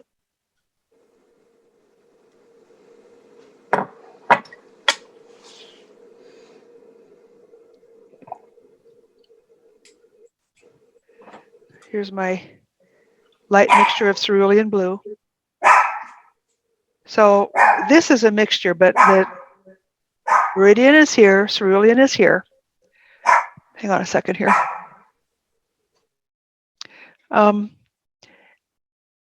So the complement for the cerulean is the second one down over here, which is cadmium red light.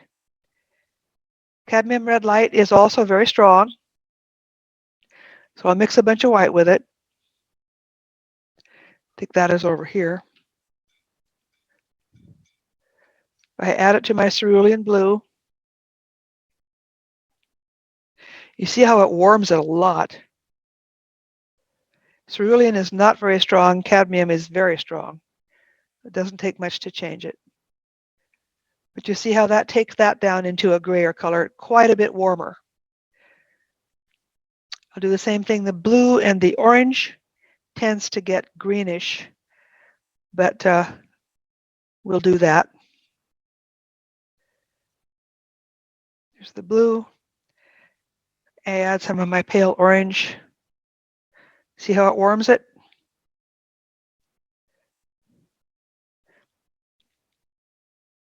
Makes it a little greenish. I'm not going to do alizarin crimson because we have to make a green for that, but just do these, experiment with these, toning them down. You can use this whole area over here to make experiments about toning them down with their complements.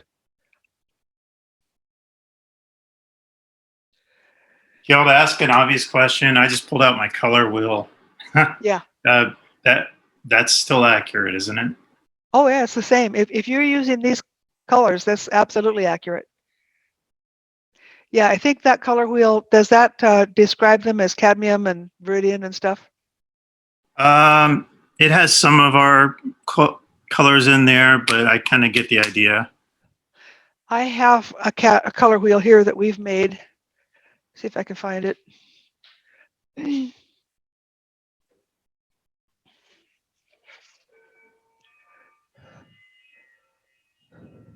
have a question about this. Maybe I spaced out while you're explaining. Everybody, you've probably seen this color wheel, but it's exactly what we're talking about. This is the red, the cadmium red deep and the viridian. Here's the yellow green that we haven't mixed up. That's what you would use with alizarin. But these yellows with the purples, it just goes directly across the wheel. Orange with ultramarine, cadmium red with cerulean. So it just goes directly across the wheel. And these are the colors that we use.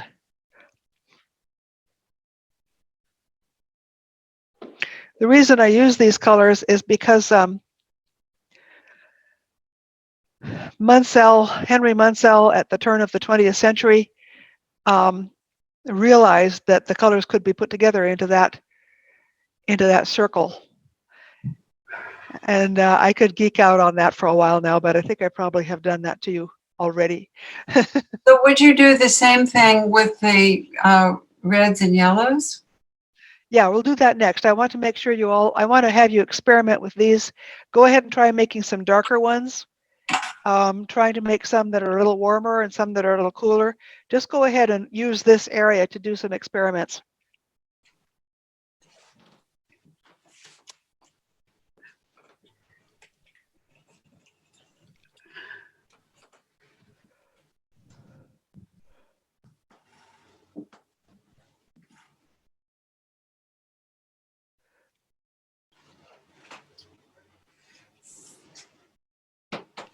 You'll see that as you add your warm colors, it can warm it. Even though it's dark, it can be a little warmer, and that's something that happens because sometimes a warmth will reflect into your shadow. That's like what we were talking about that Sam Vokey had done on his.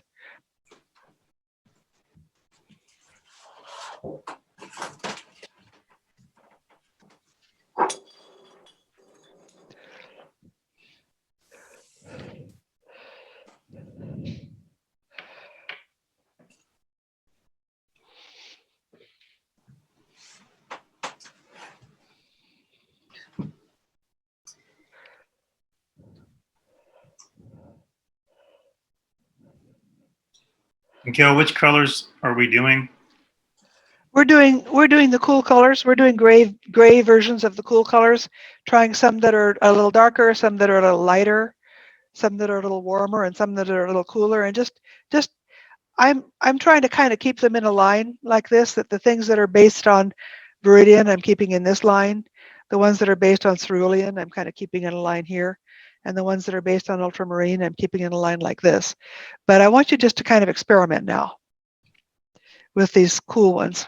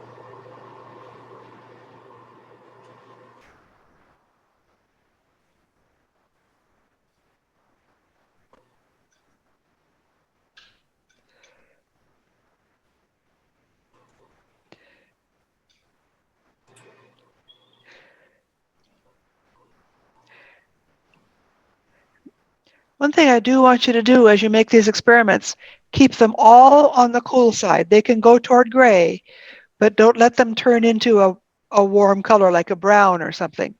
Gray is as warm as I want any of them to be. They should still be like a blue-gray or I don't know what, a bluish taupe or something like that, but don't go all the way to brown or brick or any of that. They have to stay cool.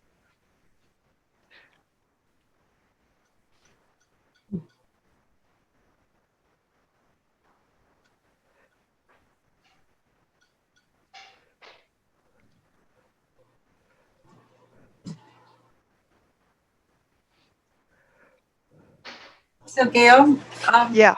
this one, am I on the right track here with the cerulean?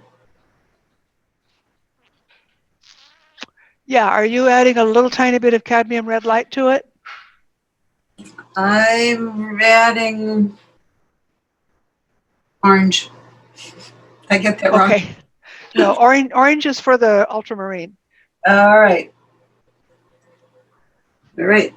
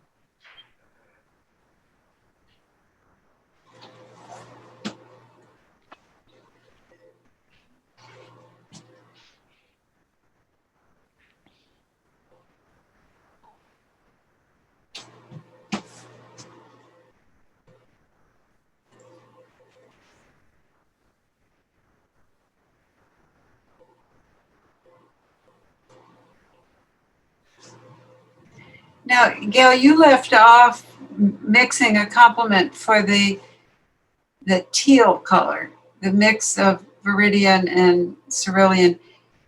Is there a reason for that, or should we go ahead and do that? I was trying to simplify things. Okay. But if you want to, now imagine this. Diane, take a look at me here.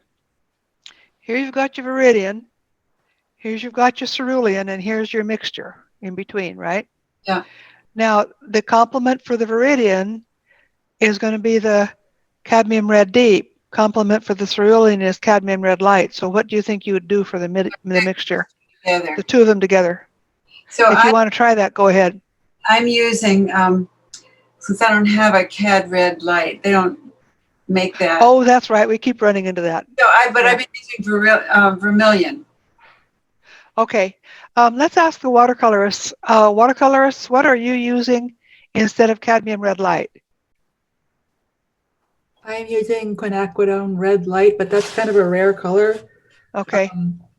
I Diane uses expect water people to have mixable it. oils, and we keep trying to find a substitute for the cadmium red light. And I'm thinking maybe watercolors might have something that would work. I'm using it's Perinone orange. Ceranone? P-E-R-I-N-O-N-E. P-E-R-I-N. It's a Daniel color. I'm not sure. Okay. And I used Quinn Coral. Quinn Coral. Okay. Diane, are you hearing all that? These are possibilities that might work for you. I have just plain cad red. Well, you need one that's a little oranger than that. Yeah. To work with the cerulean. Okay. Anything that says scarlet on it might work. There's a lot of paints that are a scarlet version of something. And Scarlet, try scarlet, Diane. Like Pyrrole scarlet and Okay. stuff Has like anybody that. worked with vermilion? No, I haven't, but it's a pretty, it might be a good color for this. Yeah. All right. Good. So we're almost at 4 o'clock, but what I'd like you to do on your own is finish this chart by toning down some of those warm colors. And what I want you to do when you tone down a warm color, you're going to have to add a lot of white because those warm colors need to stay light. They still have to be on the light side of your subject. So I'll show you like on mine. If I want to tone down one of these yellows with purple, if I take some of this purple to tone down the yellow, you see how dark that purple is? I'll need to add a ton of white to make a mixture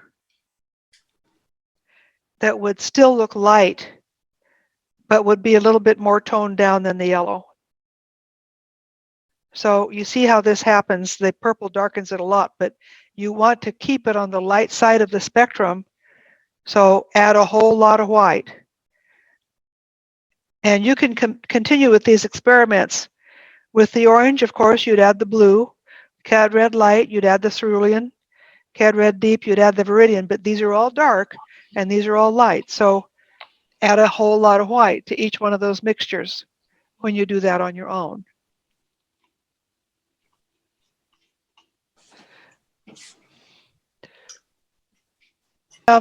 Next week then, have I sent you all a photograph of this? Did I send you all a photograph of it? Yes. Okay, print that out because what we'll be doing is transferring it from your photograph to a 6x6 panel. So you'll need a 6x6 panel and we'll work with these colors that we worked with today. And we'll paint this little one.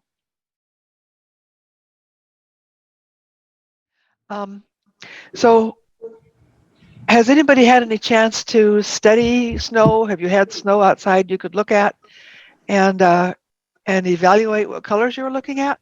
No. No. Well, that's just No. Snow. no. The snow here in Vermont is just brown and crummy looking. We haven't had a real snowfall for a month. And so it's just really not very appealing at all. Yeah, you don't have any fresh snow. No, You have old snow. yeah, Um, you don't want to paint old snow. I know. There was one year that I lived in the mountains in Colorado for a winter, and I guess we moved up there in January, and then we stayed there through May or something like that. And when the snow started to melt, it really was just these harsh, dark and light patterns that were really no fun to look at. And I know what you're saying about that. Snow is pretty for a while, but not for very long.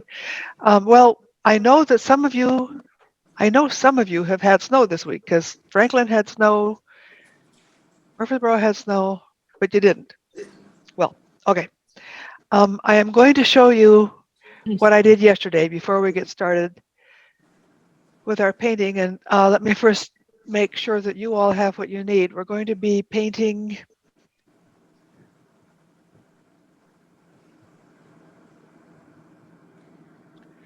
this little picture of the rooftops, that little picture. And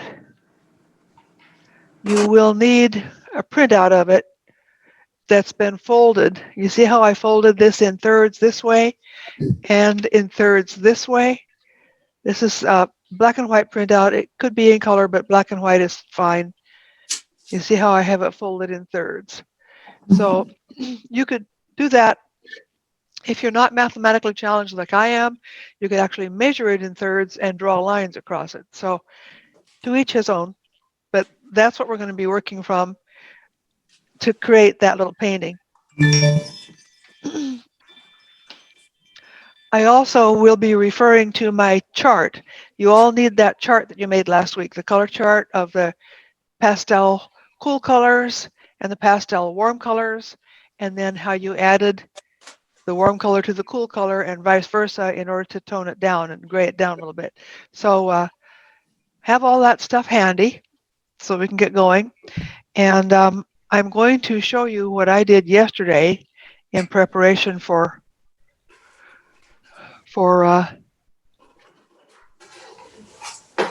I don't know, talking to you about the snow that I had hoped you had seen.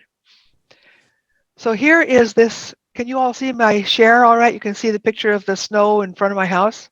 Yep. All right. This is the way the camera sees the view out the front of my house. The walkway goes to the mailbox and the street goes across and the neighbor's house is on the other side. As you can see by looking at this, the camera sees shades of gray. It makes it look like my sidewalk is gray and the sky is gray and the snow is light gray. If you compare this color to this color, you can see that even the camera doesn't see it as white. It sees it as kind of maybe a cool gray on this side and a slightly warmer gray over here. Now, that's what the camera sees because the camera is not very sensitive to color like our eyes are, and it tends to make values stronger than they are. Like this, these are blue vases. These two vases or planters are blue, and the camera is making them look almost black. So that's something that I really want you to pay attention to when you start working from photographic reference, especially of snow. So in order to start painting it, I moved my easel over to the door. We have this brand new door. Anybody who was in the Thursday class last semester knows that the old storm door shattered in class, during class, but we now have a brand new storm door. And I opened the interior door and I'm looking through the storm door to get this picture. So I just rolled my easel over next to the storm door and rolled my tabouret and my paints over there. And then I laid out my chart from last week and looked at the colors of the snow that I was seeing. Now, I did not pay any attention to the photograph. I only took that photograph so you could see what the camera, how different what the camera sees is from what, from what we see. So I kind of matched what I was seeing with these colors, and it seemed like I was seeing this batch of colors right in here. So I made several big batches of those very pale pastel colors from this chart. And I'm hoping that you all will use the chart in a similar fashion. Then I drew my little sketch of what I was seeing out there. I used the transparent red oxide for the sketch. Then I started coloring it in, and you can see that I was seeing quite a lot of pink and pale orange. I hadn't done the sidewalk yet. The sky was a little more neutral than what was on the snow on the ground. And this technique right here, you use a brush, and I think you're probably all familiar with that. You can use a brush like this or a toothbrush to make a spatter, and that's how I was getting the snow. And that isn't pure white either. It's just still one of these pale warm colors. And these are the brushes that I wound up using. This brush is it's a rosemary flat. It's about a 1/2 inch across. This is a silver brush. It's their Silver's synthetic brush, and I believe it's a number 2. This is a number 8 silver natural filbert, and I only used it in one place. I used it for this soft bunch of snow that had landed on that tree. But it's worth getting out a brush for only even one thing, because as you know, I don't ever wash my brushes. I rinse them out and put them in the freezer, so it's no big deal. It's good to have the right brush for the right shape. That's what the picture looked like when I was done. And I'm going to do a close-up of the color of the snow. You see how all these different colors are on here. The very pale yellow, the slightly darker yellow, sort of violet, cool violet. This is alizarin crimson with white added, or that rose, the permanent rose madder. This is orange. So you see that in that snowy area, this close-up was taken from this area right here. In that snowy area, I used all those different colors. My sidewalk doesn't look gray like the photograph showed it. My sidewalk looks this warm brown color. They kind of used a kind of brown colored gravel in it. But as you see, I also made it look darker here, and as more and more snow was between my vision and the sidewalk, you see how I made it look lighter as it goes back toward the distance. So we'll compare it with the photograph again. You see how cold and dead and dreary the photograph looks by comparison with the painting. Let's see here. And it's not, I didn't invent these colors that you see in the painting. These are what were there. It's the problem with the photograph was that the photograph didn't see it. Cameras are very limited in what they're capable of seeing. Do you have any questions before I close this share? Anybody have a question? All right. When you decided to paint this, did that image looking out your door, did it look dead and gray? No, it looked like what I painted. It looked that vibrant? Absolutely, yeah.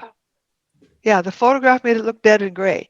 Now, here's one of the things that we need to do as artists. We need to train our eyes to see what's really there and not just what we get shortcuts of what we're seeing. We develop shortcuts in our mind, partly because we look at so many photographs.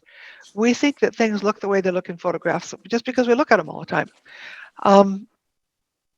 A thing I recommend everybody do as often as possible is set up just an object on your windowsill and stand to the side of it and paint it. If you stand right in front of it, it'll be backlit, but if you stand to the side, you'll see what the light looks like coming in from outside. And you'll see what the shadow looks like on the inside of it. Turn off all your inside lights. It's really important to have all those interior lights turned off. That's why I sent that email to you saying, quick, turn off your lights, because really, I honestly thought everybody was getting snow. I did not realize that I was living in my own personal snow globe. But anyway, if it ever happens to you that it is snowing, turn off all your inside lights. Turn those inside lights off. They'll mess with what you can see. And look out the window and start really studying what you're looking at, what that really is. Still life painting is such an excellent teaching tool because when you paint still lifes, you learn to focus in on your object and see what you're seeing.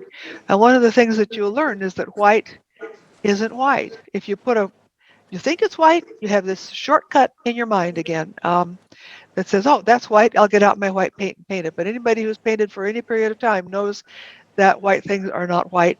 So the best thing to do is study something white with the light from your window and look at what colors you're seeing. And it was from doing that. Diane, are you there? Diane Montgomery Logan? It was from, did you hear all that I was saying about I putting heard something most white in of your it. window? Okay, if you put something white in your window, it was from doing a still life of a lot of different white objects that I became aware. I started on a day when it wasn't snowing. And then it started snowing. And when I'm doing a still life painting, I have all my lights off. I only use the light from the window. That day it started to snow. And the light on my white object that I was painting shifted to pink. And that's when it clicked with me that snow has that much pink in it. And when I was researching the paintings of the Russians, so many of them had the snow was painted pink or orange, pale pink and pale orange to be sure, but they were not what we think. Now, this painting that's behind me, this is the painting I did yesterday, but this big one has the snow is quite a dark violet blue. This that I'm pointing to right here. And I can change the camera, but it's just for one sentence. I don't want to switch the camera for all that. But you can see that the painting of the Red Barn has that dark violet blue on the snow. And of course, that's because, as we know, if it's a day that has sunlight, the snow looks that dark violet blue. Again, if you take a picture of it, the camera may or may not see that. Sometimes cameras pick up on that blue and sometimes they don't. So painting from life, painting from life. That's how you train your eyes. That's how you learn to see. Everybody all tired of hearing me tell you to do that?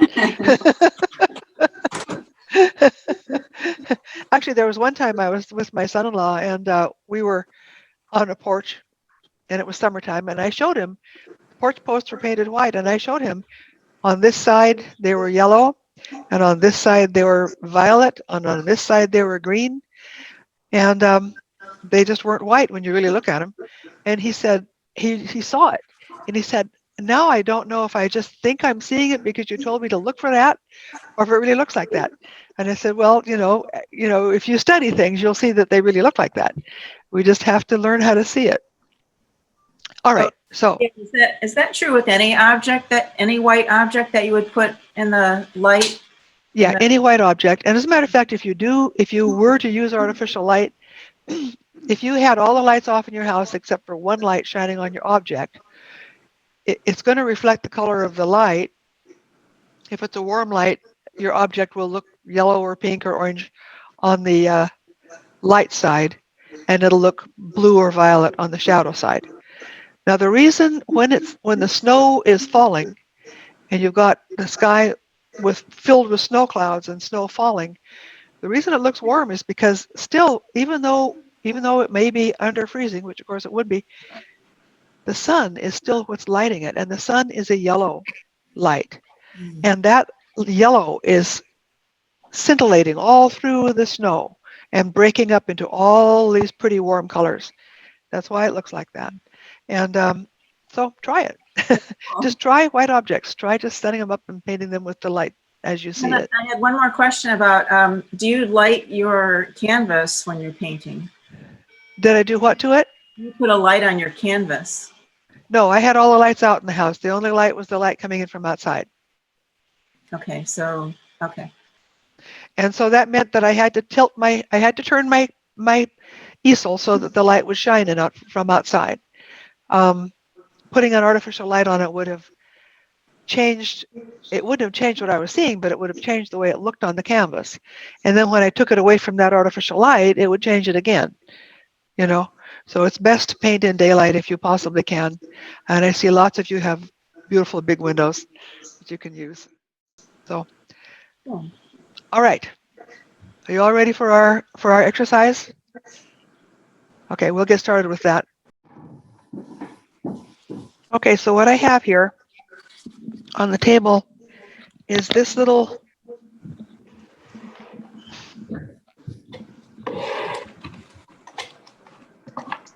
painting that we're going to copy, and then I have my photograph. And the first thing that we need to do is transfer the drawing from the photograph to the panel. And in preparation for my panel,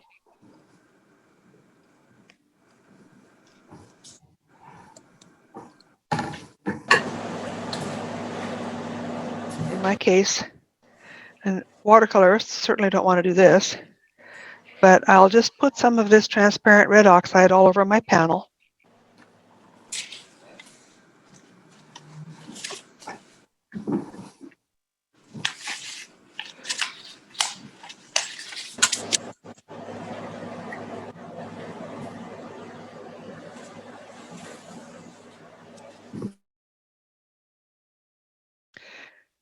I've muted everybody, so if you want to talk to me, just unmute yourself.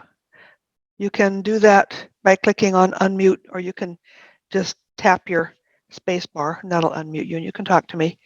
So you see how I've got this moistened and I have transparent red oxide and I've wiped most of the transparent red oxide off. Hey, Gail, are we supposed to be following along with you? Yeah, you should. So go ahead and do this with your panel. Now the watercolorists don't need to do that, but Do you dilute the red oxide? Yep. Yep, over here. You could, I had put it here and I had mixed it with some Gamsol so it was thin. Yeah.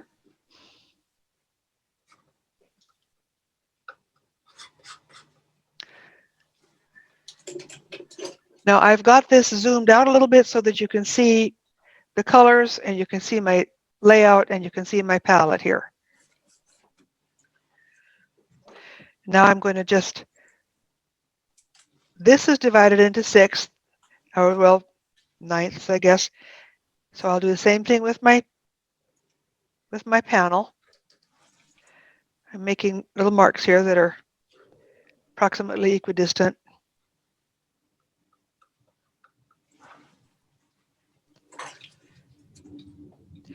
And then I'll check them and see if they are equidistant. They need to move this one down. Those of you who like math can just measure it and you won't have to go through all this.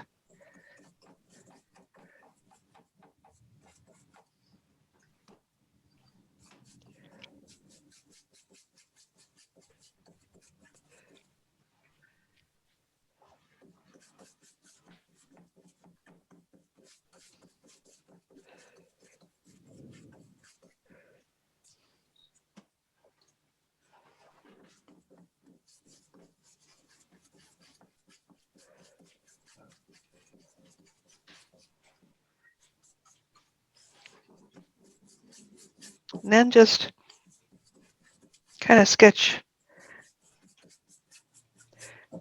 these lines across. Anybody who has taken a class with me about painting little 6x6 paintings will be familiar with this process.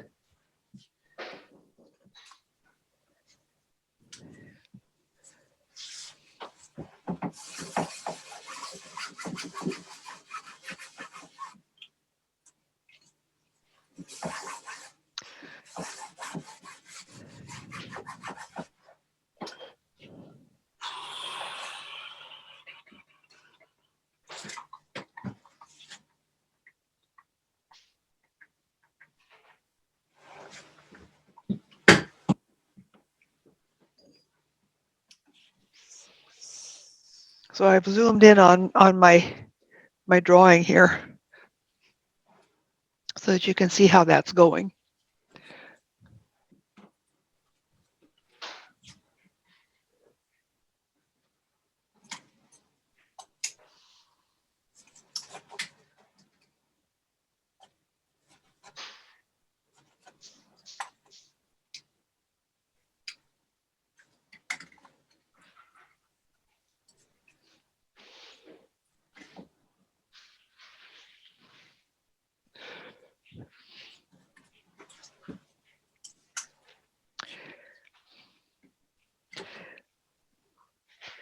Then the way to transfer the drawing, I'm going to start right here because this line goes directly through this cross piece.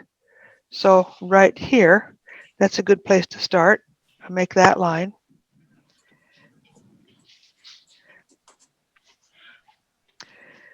And then this line is not quite halfway down between these two. So I'll go like this, down.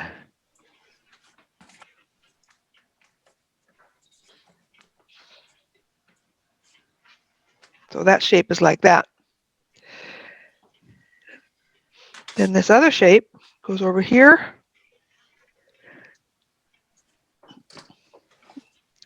Crosses it about halfway through.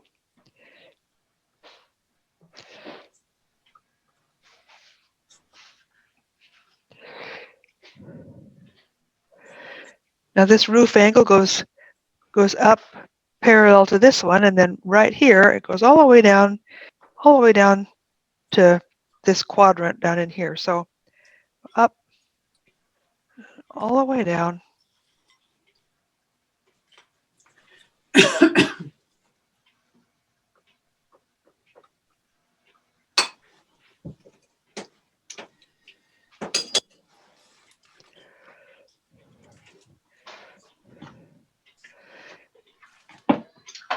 Now I need to tell you all a little bit about perspective because this is a house and houses are in perspective.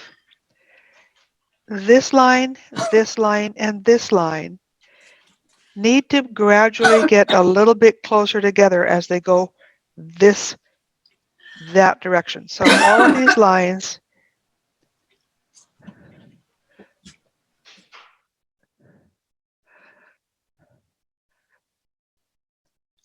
these lines that are parallel on the house look like they're getting a little closer together as they go that direction. So that's because of perspective. And sometimes even when you're tracing from another image, sometimes you can get confused about that, but just make sure that you do get it. It's called converging when it does that. Make sure you've got them converging and you'll be all right. Now I want to change this shape a little bit. I don't think I got it right, so make a little change on it.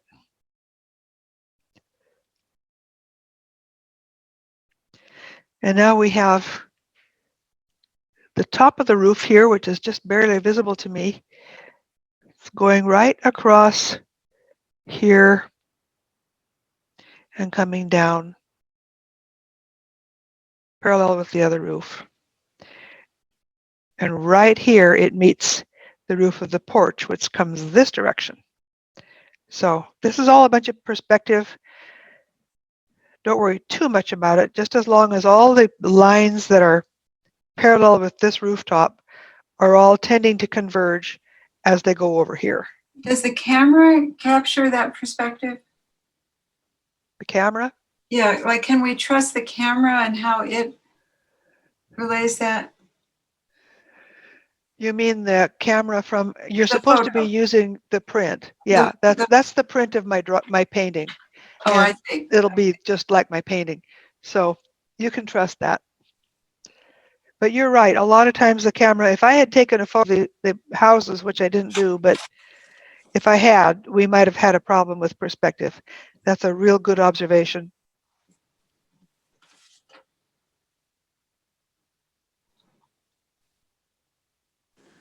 Gail, and my printout, it stretched the stretch the picture. Your But printout I- didn't wind up giving you a square? No, but I know how to work with that. It'll be- Okay. All right.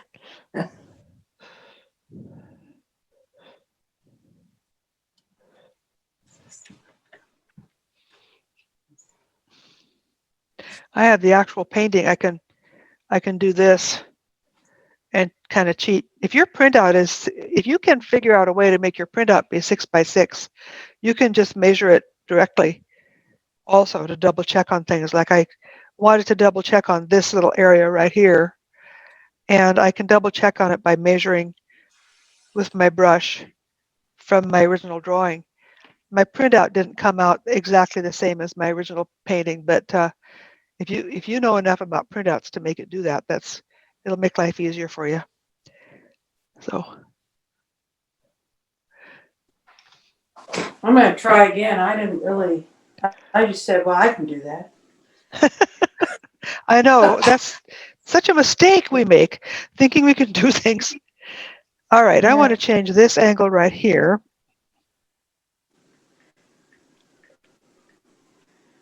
So this is coming down like this is coming over, and then this angle right here starts there, and over here at this corner, it's like that. So I guess I have it right.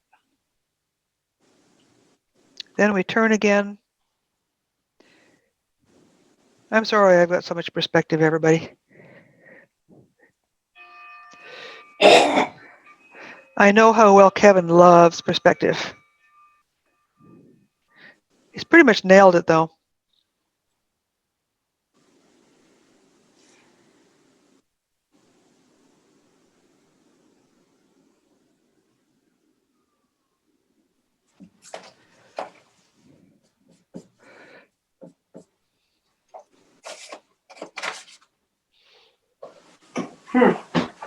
Interesting.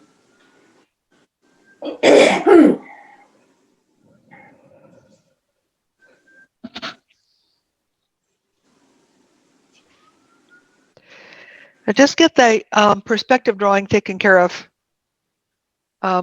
before of just the houses. I think that's basically just one house that has a lot of additions on it, and then there's a little bit of a house across the street visible. But get that on there before you worry about anything else, the windows and trees and stuff. We'll do that next.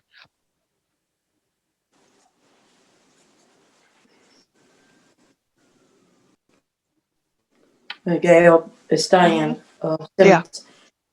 I think since the goal here is color value, I'm not going to stress too much about whether or not this is completely accurate, the drawing. Okay. Yeah. Okay.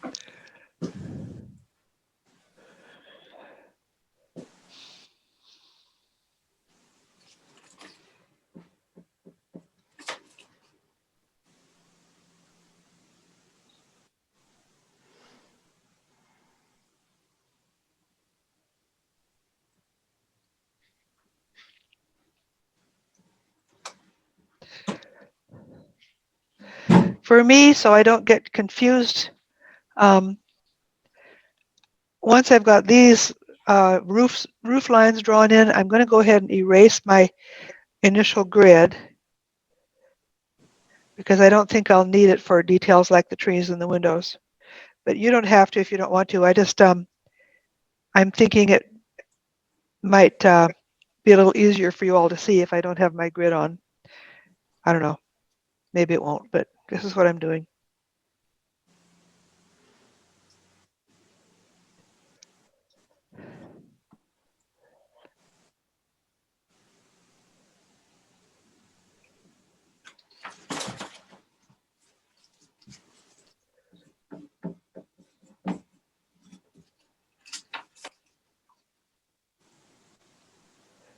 Could you go over again which lines are not going to be parallel, although we would expect them to be?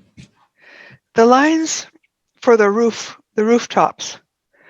The lines that will be parallel are going to be these vertical lines. Right.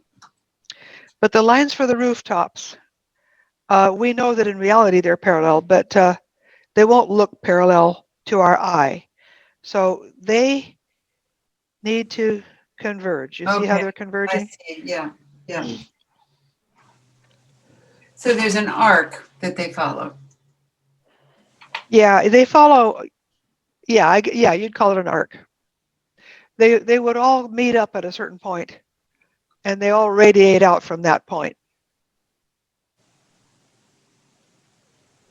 It's not real extreme, but Right. it is like that.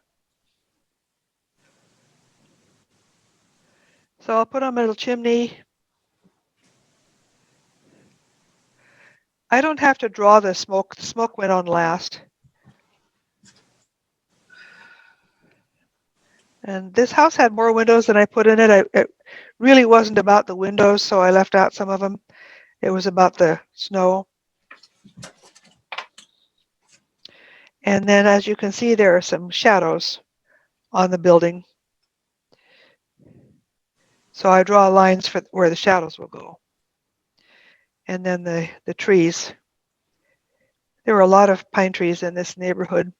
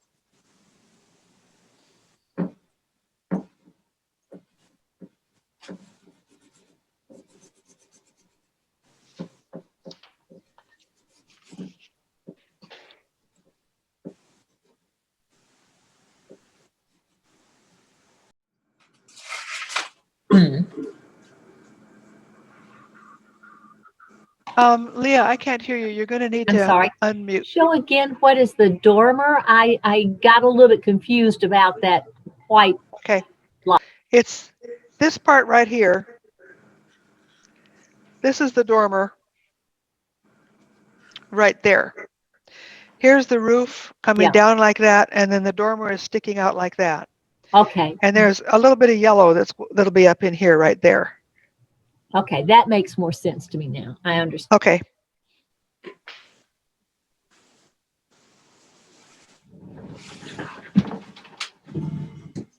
Having a bit of a time with the convergence, but Okay, you've got them converging, and now I'm going to talk to you about the dormer also.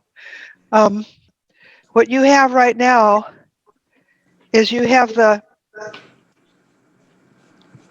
this roof just joined with this roof at the front here, but that dormer is set back a little bit from the roof. So part of the siding is going to go up here like this. So you see how this roof is at this angle and the dormer is at a slightly different angle right there? You see that? Does it make sense? yes, total Okay. sense. Working on it. Okay.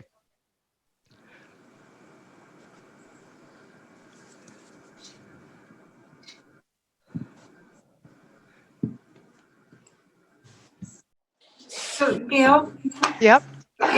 if we, I don't know if this is your plan or not, but if we were to go ahead and make a large painting of this once we've done the smaller one, and we finish it up and we really like it, what's the protocol for displaying that if we've actually copied somebody else's?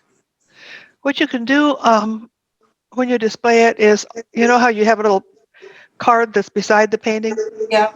Or even on the back of the painting, you can do it. You can have the name of the painting and then your signature and then the word after and then my name. Okay. And that's okay with the original artist? Yeah, that's what you do, as long as you give credit to the original artist by having that on your display. And would you do that if you were doing an interpretation? Say if I were to use yours as a reference, but interpret it differently, would I still do that? When you wind up with copyright issues, you have to be careful, and you have to be careful with photographs too. If they're not your photographs, you can wind up with copyright issues. If the original artist is not given credit and they recognize their work, then you've got a copyright problem. So it's best to stay away from it, or else give the artist credit. Okay. We're not all back yet, but I will be starting color. And the colors that I used are on our chart here. I think I'll change the way this looks for a minute. Dale, can you see me? I can. Yeah. I see your picture, your image. It's reversed for some reason, I don't know, but there we go. Yeah. That's what that looks good. Yeah, I'm just trying to mess with the camera. Okay. And I too am messing with my camera. So let's get this over here.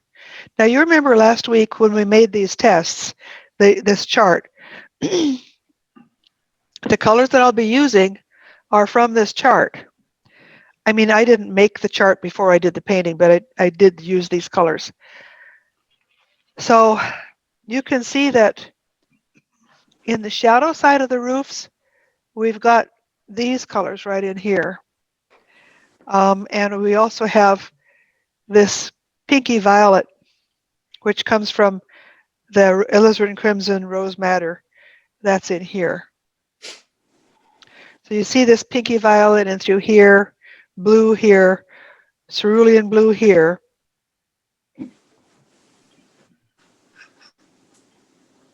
If I see if this is dry, it's dry enough to do this. So you can see how the blue, these blues they're really pretty much just all blues. I didn't even gray them down for these shadow sides of these surfaces. This dark shadow on this rooftop right here is a purple. So it's this range that I used, these colors right here for my shadow sides of things. For my light sides of things, pretty bad. Let me see here. Interesting. Light, I see a yeah. green. Oh yeah, there's green. For the light side, now the building, the house was kind of a really pale yellow, but with the sun shining on it, it looked brighter yellow. So for the house, the front of the house, I used like this.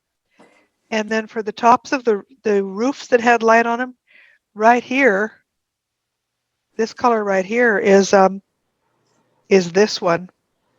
It's that. This yellowy color is the pale yellows that we mixed up. Same thing's true up here. I've got the pale orange is on a lot of it. This pale pinky orange is on part of it. So just remember that we had these colors for shadow and these colors for light. Don't make any grays out of them. They're not grayed down at all for this painting. There's nothing on this snow area that's grayed down. We'll use grayed down colors for these shadow areas on the house, but the snow does not have anything that's grayed down. It just has these cool colors for the shadow areas and these warm colors for the light areas. So you can go ahead and mix up some batches of color for yourself. I'm going to do that for myself.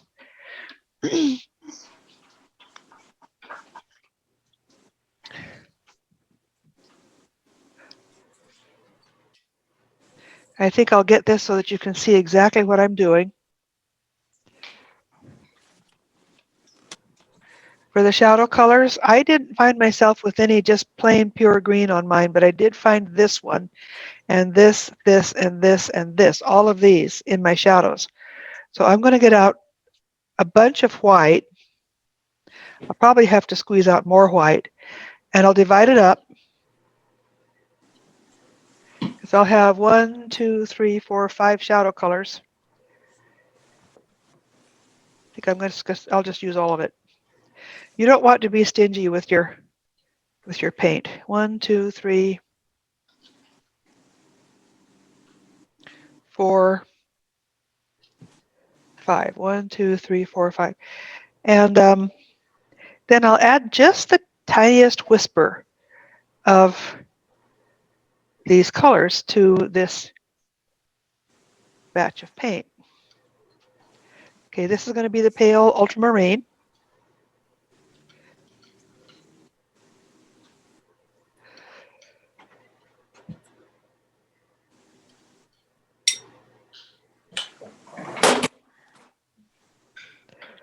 Then I move my way from the ultramarine to the cerulean, and on this chart, here's the ultramarine, here's the cerulean. So I pick up just, just, you see the tiniest little bit of cerulean on the tip of my palette knife there. And I add that to this white. If I need more, again, it's just going to be a little bit of it.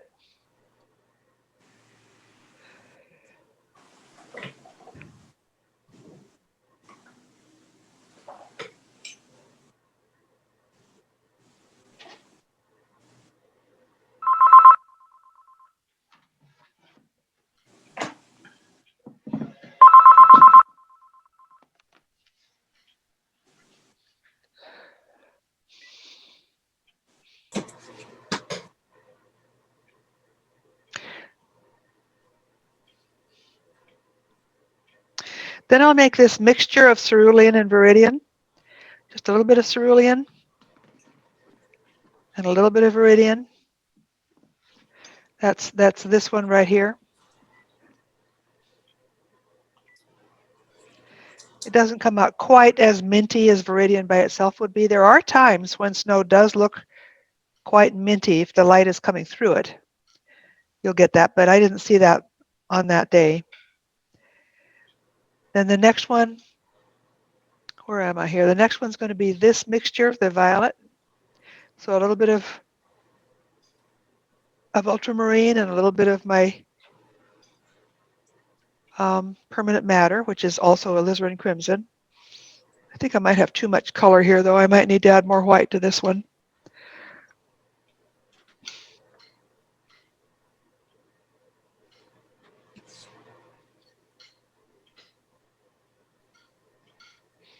So I will get more white. I'm not going to try to be stingy. I'll just get some more.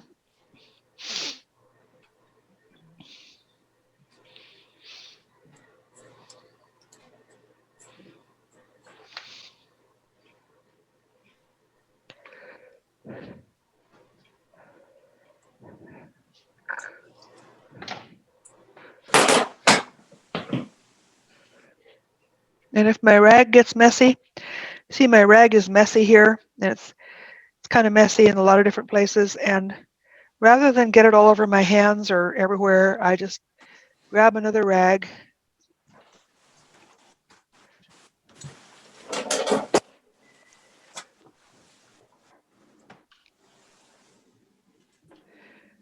These are studio practices, and I might just do a studio practices boot camp one day. It would just be a weekend thing, but I think it might be worthwhile.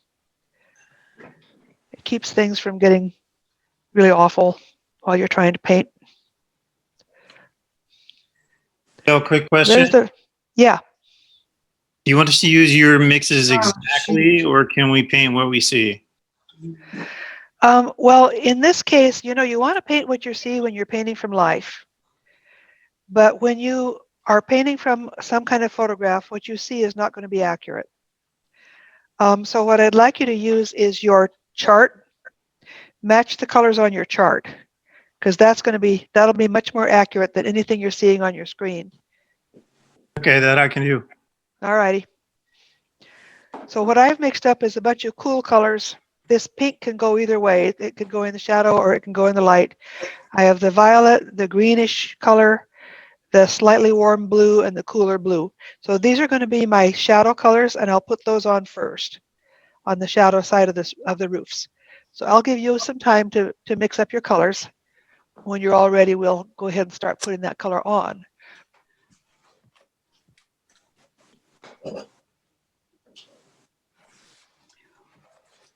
So this feels like a primitive question, but can you talk about what size brushes you're using for this? I'll be using, let's see. Let me just match exactly to the painting I did, and I can answer your question accurately. When I did the painting, I used rosemary flats for most of it.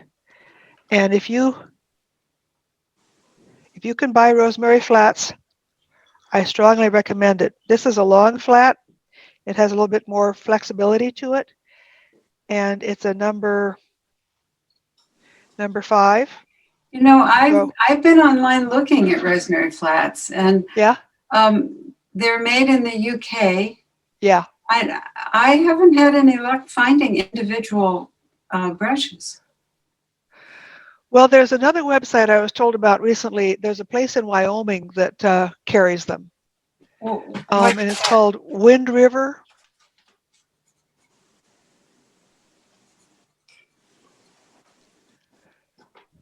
Wind River. Let me just double check the name. Hello, Zuzu. And Yeah, it's Wind River Art. Wind River Art. Somebody told me they carry rosemary brushes, and you might be able to buy individual brushes from them. okay, and what size are you using here?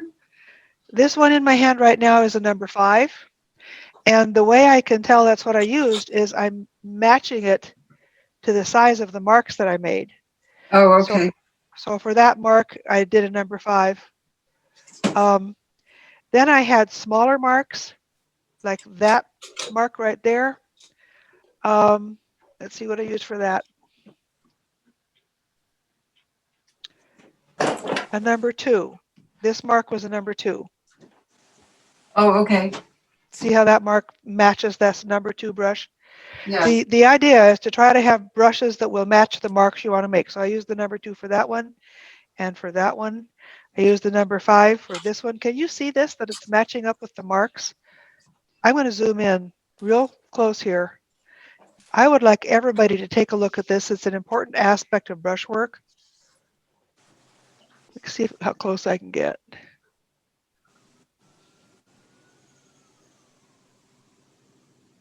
That's pretty close.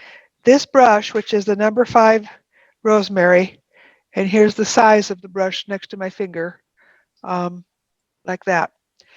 If I lay it on this shadow area, you can see that this brush stroke was a single brush stroke, gave me that shadow. And this number 2, if I lay it on this light area, you can see that a single brush stroke will give me that light area. The goal is to try to do these things with one stroke.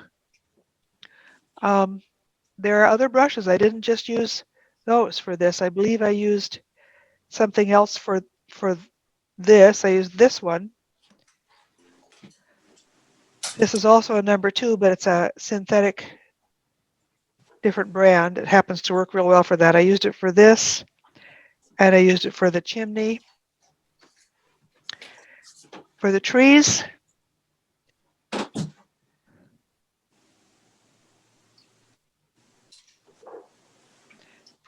I used this, which is a number 8 filbert, number 8 natural bristle filbert, and that gives you these soft, natural looking marks. So I used a minimum of 4 brushes for this one painting. And I was very careful. It's kind of like if anybody plays golf, you know that you need the right club for your right swing. And if you fish, you know that you need the right lure for the right fish. And if you bake, you know that you need cinnamon for some things and cumin for other things and so forth. It's the same with painting. You don't just try to do it all with just one brush. So these are the brushes. I'll leave them here so you can think about that.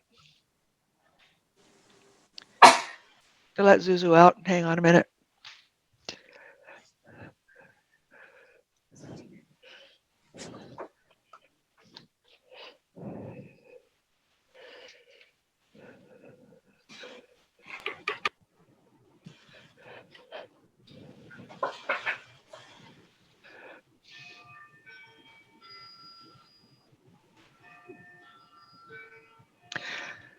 So raise your hand if you've got your colors mixed up and ready to go, your shadow colors.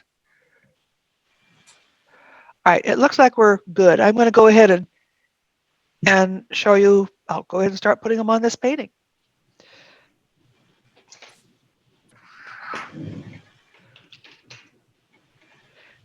Zoom back out so you can see my palette a little better. Okay. I think that should work. I'm using linseed oil for my medium. And I'll start with this number 5 rosemary flat. I just get, let me show you my linseed oil. I just barely touch the brush into the linseed oil and I shake most of it back off. I don't want to get everything real runny. And I am going to just kind of match these colors. I see this blue is over in here. And I see some more of it up here. Go ahead and cover up your drawing as you paint. Be sure to cover up the brown from your drawing. Gail, is it a shadow color of blue or just a color of blue? This is, yeah, all of our blues are shadow colors. Remember when we made our chart? I got my chart right next to me. So is everything Yeah. we're using today a shadow color? Everything that's blue is a shadow color. All of your blues and greens and violets are shadow colors.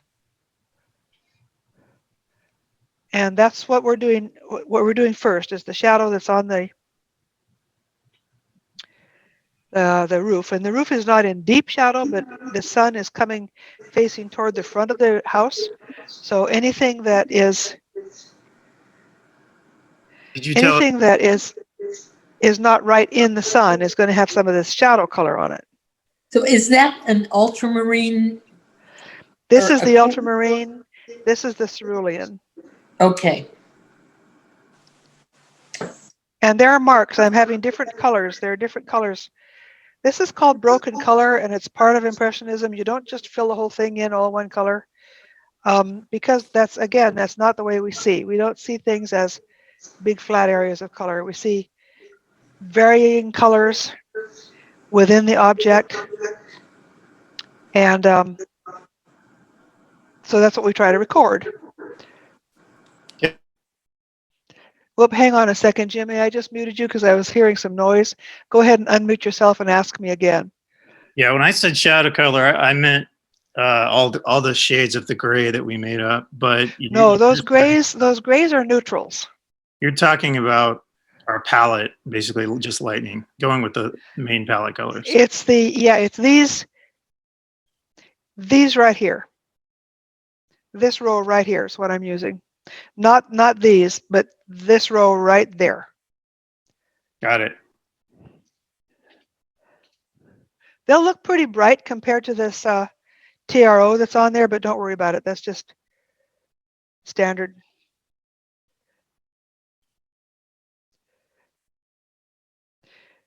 Try not to mix them. Just kind of put these marks on side by side.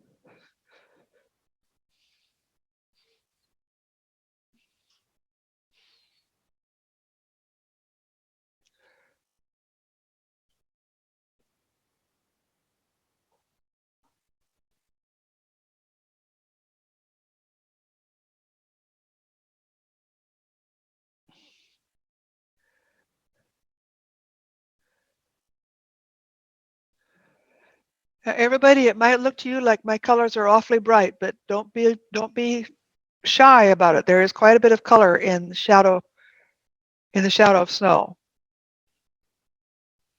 Blues and greens and violets.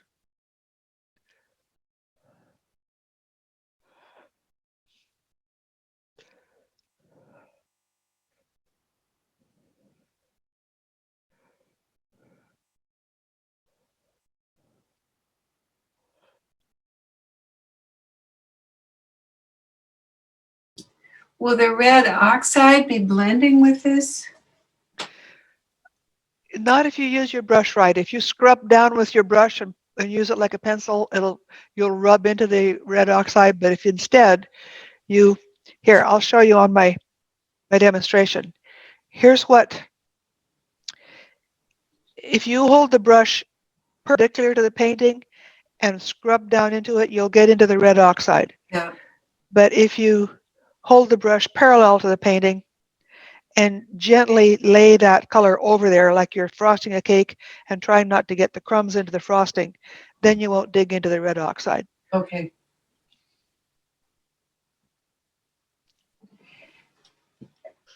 Jimmy, you can use more color than that. That's a little bit too neutral looking. I think you have too much white in it too.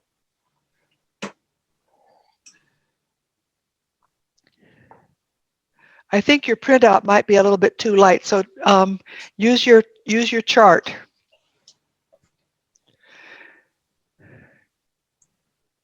Thayer, yours is looking good.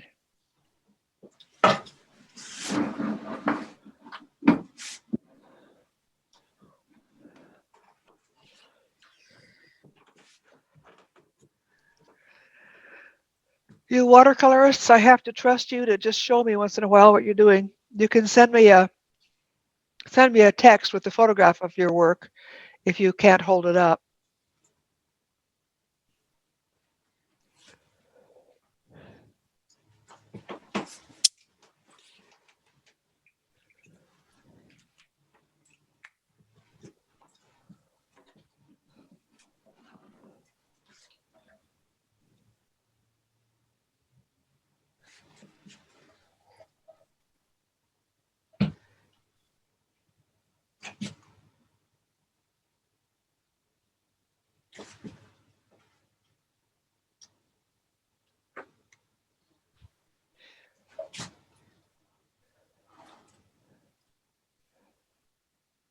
Yeah, Carol, that looks good. You can have a lot of variation in those shadow colors, watercolorists. Go ahead and just drop some other colors in there and let it flow out. Some of your, if you mostly, Carol, yours looks like you mostly have a gray blue, and I see a little bit of green in the lower right hand side, but you can have more of that. And you can have more of something that's clearly a violet or clearly a pink.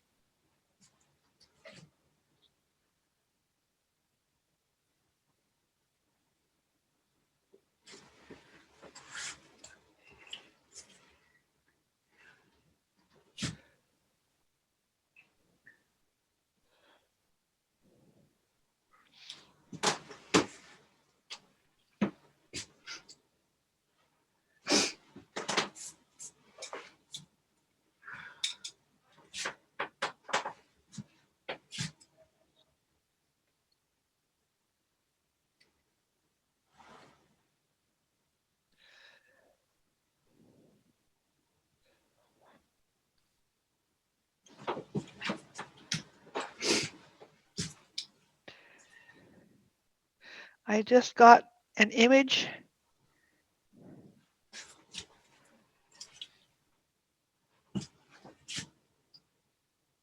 Yeah, Leah, that's why I said use your chart. Don't use the photo.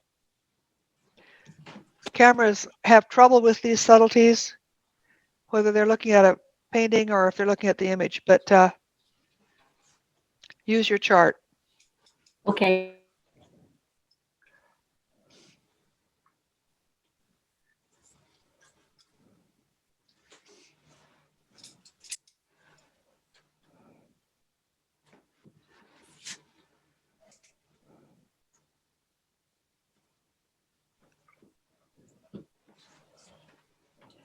Are we to just be doing the shadows right now? Just do the shadows, yeah. And that would include the neutrals? No, just the shadows on the snow. Okay, take a look. Yeah, yeah, that's right. Yeah, that's right. Okay, everybody, anybody who's done with the shadows, for the light, we'll do the same thing. Don't worry too much about the color you're seeing on your printout, but look at your chart. For the shadows, I use these. For the lights, I'm going to use these all across here. Now, this is not including the shadows on the building. We're still talking about just the snow. So I'll do the same thing. I'll get a bunch of white, divided up into 4 in this case, because I already have my pink. So I divide my white up into 4 areas of white.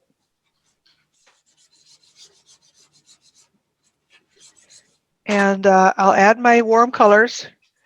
My warm colors are these yellows and oranges. A little bit to each one. Doesn't take much. I think I probably already added too much. I think this looks like the color of the house. Really just like just like a molecule, and I'm getting real bright color already. I'll have to add a bunch more white to these. So you're using all those on the color chart except the yellow light, the lemon yellow. Yeah, I'm using all of them. You are. So there are 5 of them then. Well, there are 5, but I had already mixed up the alizarin crimson. Well, actually, no, you're right. There are 5. Sorry, my bad. Okay. I miscounted that. You're right. There are going to be 5. Right. Thanks for catching me on that. You're welcome. Paint That means patrol. I need to squirt out more paint. I'm so literal in this. It's so paint by numbers for me. Well, go ahead, and I had miscounted, and that is something I do sometimes. Oh, well, don't we all? Thanksgiving is always so much fun. Oh. How do I set the table? All right.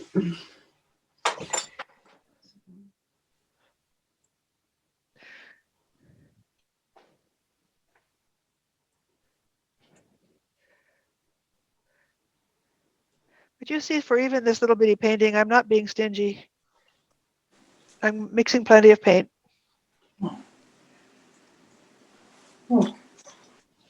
Because I don't want my paint to be thin on here. I want it to have some vivacity and some texture, and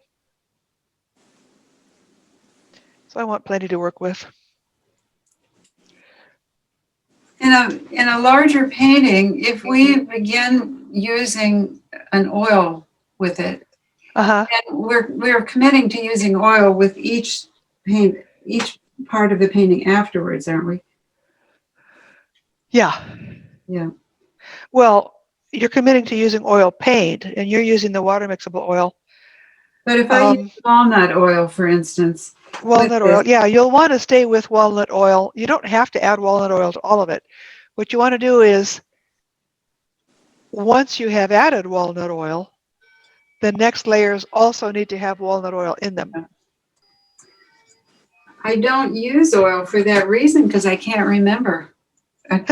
Well, what I do on my basic drawing, I just use the Gamsol. So in your case, it would just be the water, I think, for your basic drawing. Yeah. Well, and then after that, use the oil. So just think of it that way, because that's all I do.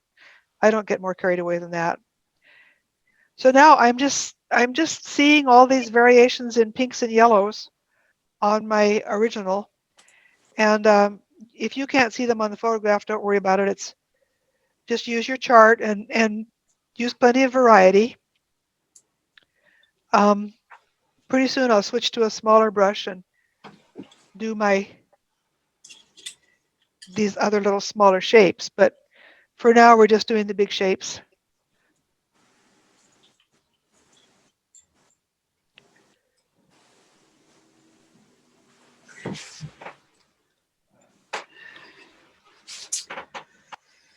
And I'm going to show you something pretty soon that will need to take into account, but not just yet.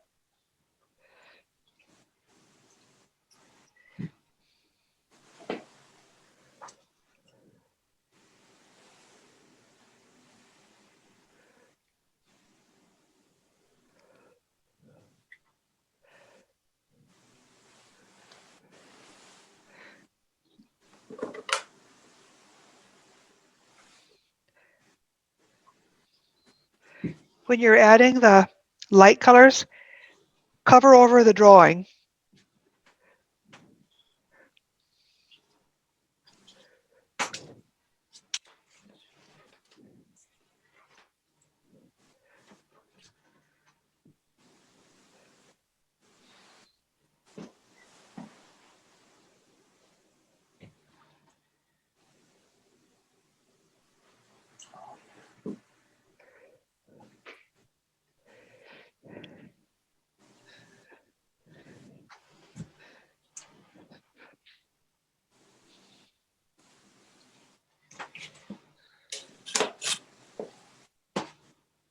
Jimmy, Yes. you've gotten too neutral with those shadows on the roof line. Don't use your neutrals. We're not using the neutrals that you mixed up. We're using the blues, the violets, and the greens that have not been neutralized.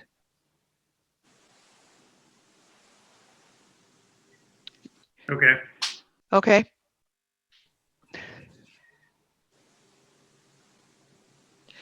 Now look over at my demonstration for a minute, and I'm going to show you, we've been using this brush, or the watercolorist too, we've been using a fairly large brush.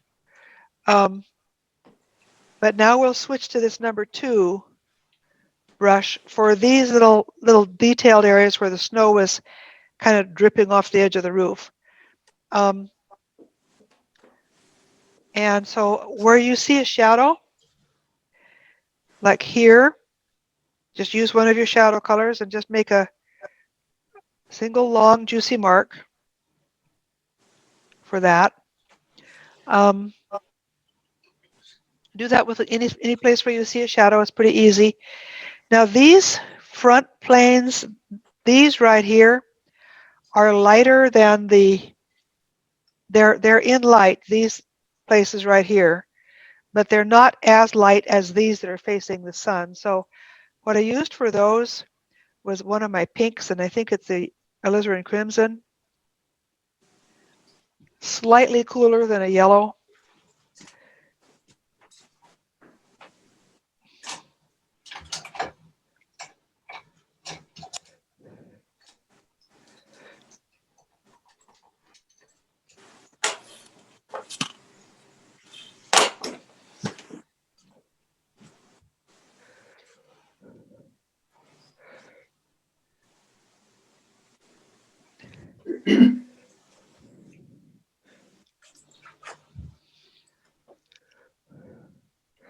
What is the color on the dormer? Well, remember that what we're using all of these colors that we mixed up on our chart. Right. So for the shadows, I used all of these colors. Right. And now I'm doing the lights, and I'm using all of these colors. Right. So the dormer has all of those colors on it. Well, I mean the roof. What? This part right here? Yeah. That's the dormer, the roof of the dormer. It has orange, cadmium yellow light, cadmium yellow medium, pink. This is broken color. I'm not painting it all one color. I see it.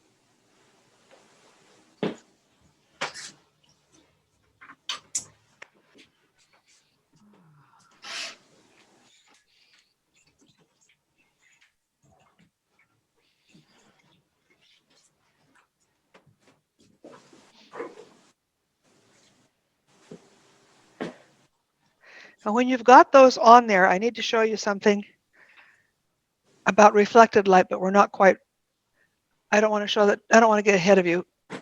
So go ahead and just put your shadow areas on the snow and your light areas on the snow, including that little fine line where the snow hangs over the edge of the roof a little bit.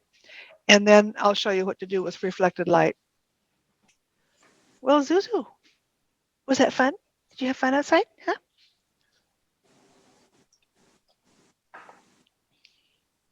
Did you have fun outside? Yeah. Yeah.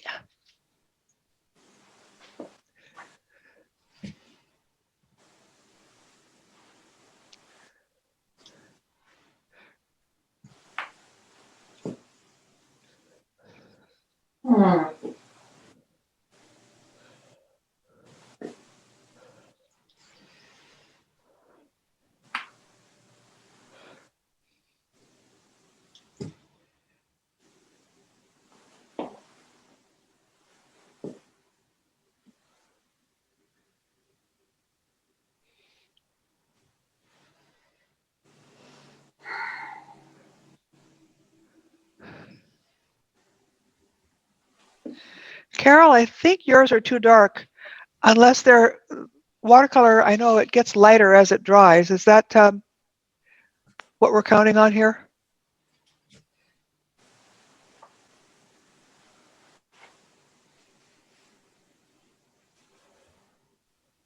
I can't hear you. You're going to have to hold down your space bar. It is still wet, so Okay. it will dry a little bit lighter. Okay. And I to pump up the darks in the background to. Yeah, that's true. Okay. Yeah, I think I pushed a little bit too far after I went back and dropped more color in, but we'll see how it goes. It's Could experiment. look real good. Because like you say, things look different compared to other areas. Yeah, we'll see how it's all crazy right now. Yeah. Diane, I really can't see what you're doing at all. I have a real good view of your elbow. Nice, huh? That was intentional while I made all my mistakes. Which Diane are you aiming for? Yeah, it looks like you've got color on your snow scene, but I don't see very much color in the shadow area of that larger roof. You took me? No. I'm sorry, Diane. Okay. Diane Simmons. No, not Diane. Diane Who Simmons. are you talking to? Diane Simmons. Yeah, I don't see enough color on the roofs. Okay. I probably mixed it too light.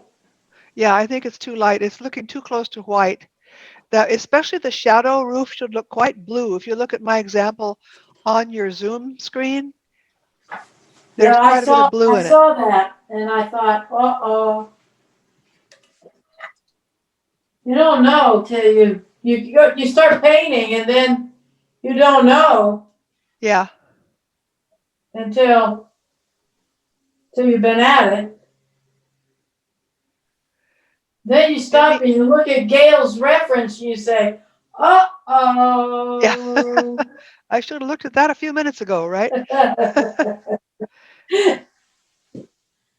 Jimmy, I see that you're adding white to your roofs, but that's not what I want you to do. I want you to add blue. Blue mixed with white. The pale blue that's on your chart. Kevin, yours looks good. Were you telling me I was adding white to my roof? No, I'm talking to Jimmy now. Okay, because I made his roofs gray, and I wanted him to make them blue, but he's making them lighter. Make your light blues and violets and greens, Jimmy, and put those on the roof, on the shadow part of the roof. I'm seeing that the biggest problems we're having right now have to do with value and chroma. Would anybody like me to talk a little bit about value and chroma, or have you all heard that till you're about ready to explode? I've heard it plenty, but I'd like to hear what you have to say. Okay, value has to do with, huh? I can never hear it enough. Well, value has to do with how dark or light it would be if you took a black and white photograph of it. The roof is made out, it is snow on the roof, so it's not going to be real dark. There is light pretty much on all of it, so it's not going to be real dark. But I think if you did a black and white version of what I sent to you, that'll probably show you the value. So value is what it would look like in shades of gray. Chroma is how much saturation of color you've got in there. If it should be a pale pink and you've made a bright pink, then you've got too much chroma, too much saturation of color. If it should be a pale pink but you've made it almost white, then you don't have enough. Or if you've made it gray, you don't have enough chroma. Gray also is a low chroma thing. So chroma and value are the things that we're dealing with here.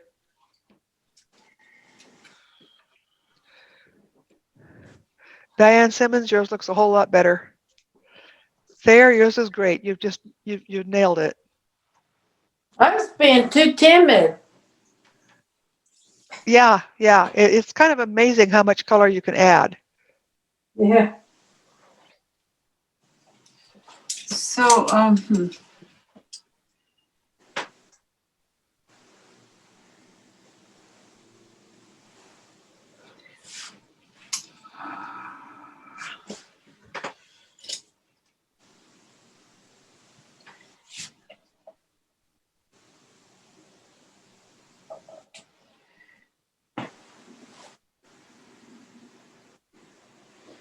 What's next, Gail?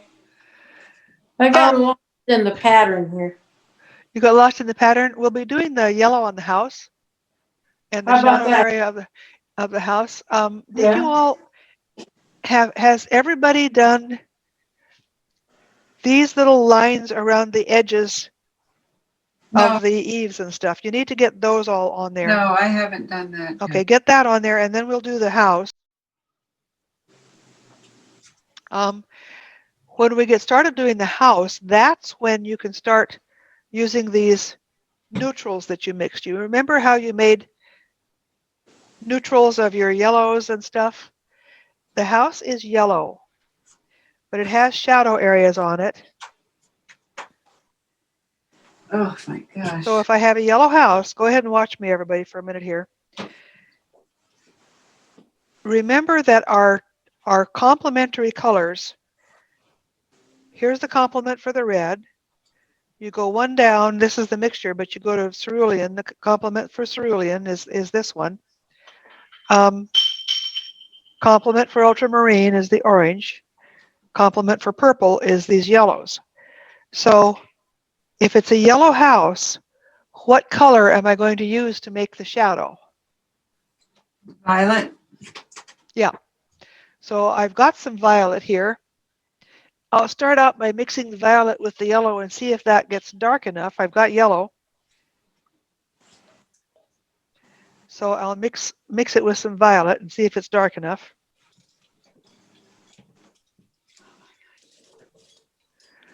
It's not dark enough, so I'll have to make another darker violet.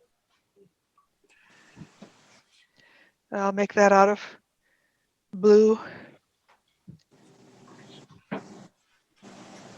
ultramarine blue, and alizarin crimson.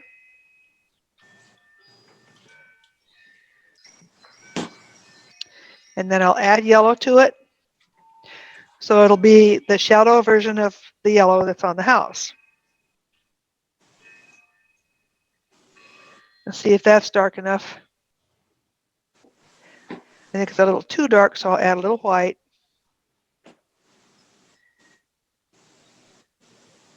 And check it, and that looks about right. So, and this is where you use those neutrals that you mixed up.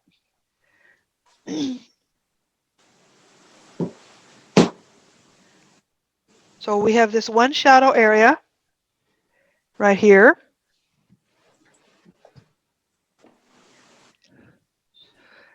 And then we have all kinds of shadow over here, and I'm going to paint right over the window I drew so that I can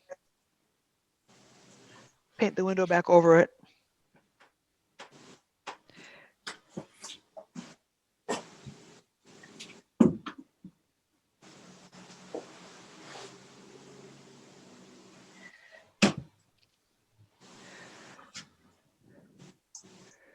And I have this whole thing is all in shadow, and I don't want to make it all the same flat color. So I'm having a little bit of it has a little more white in it, and a little bit of it has a little more yellow in it, because again, we want to give our color some liveliness.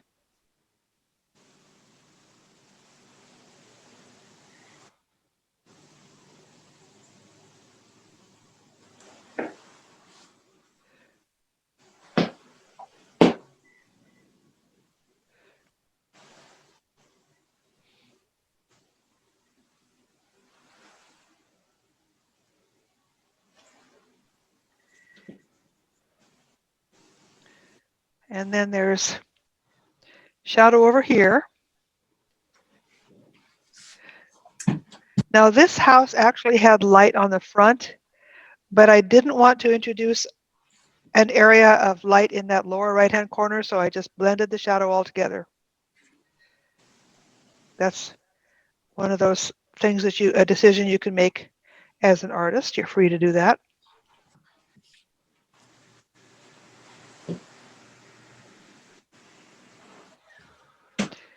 And before we take our break, I want to tell you about this.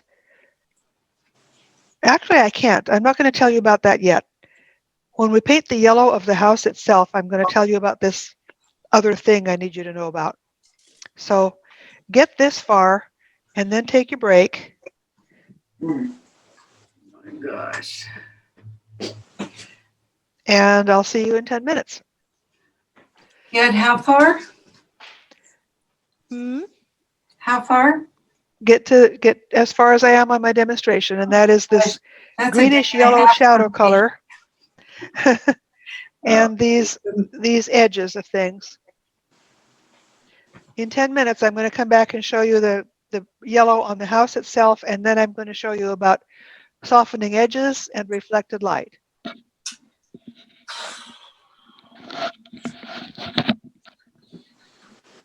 right, since we started doing the yellow of the house, I'll go ahead and do mine, and I'll talk to you about this reflected light, which is the other thing I needed to tell you about. The house is yellow. It's actually really pale yellow, but the sun on it was making it look a little brighter. So I'm trying to do this, get this yellow on here with as few strokes as possible, using my number 5 brush.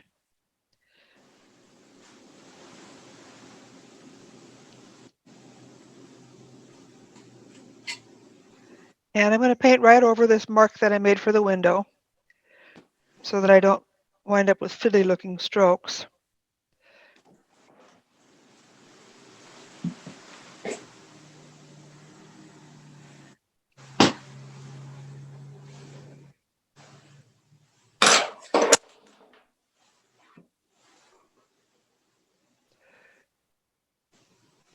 And I'm varying the shade of my yellow just like with everything else. Don't want just boring color here.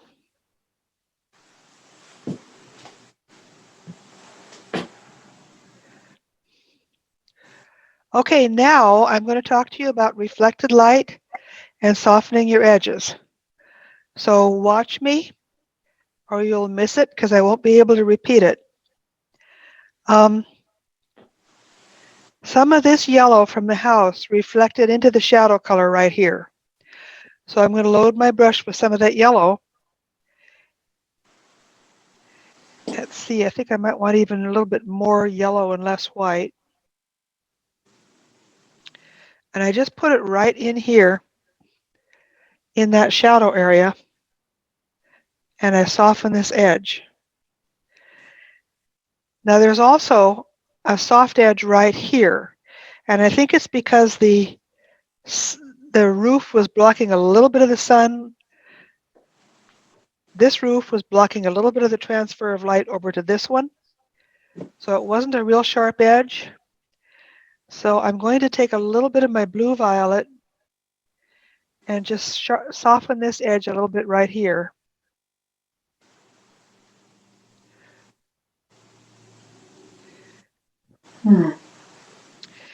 And then I want to push a little bit more of the yellow into this shadow so it doesn't look quite so harsh. I'm just pushing it in there.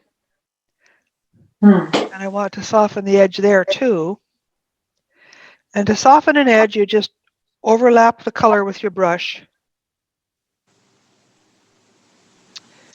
Now with my smaller brush, there are areas along the tops of these roofs where there's light.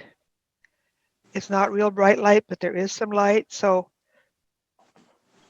I just make a little line of I'm using alizarin crimp for this. And as I get closer to the house, some of that yellow is reflecting off the house onto this roof line right here. So I'm going to add some of the yellow right there. And then the top of this roof has some pink on it. The top of this roof, I'm going to put some orange on here so it shows up a little better. Don't worry about the chimney yet. We'll do the chimney pretty close to the end.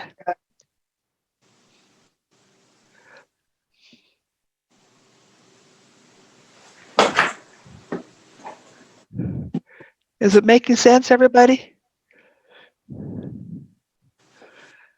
I don't know about watercolorists.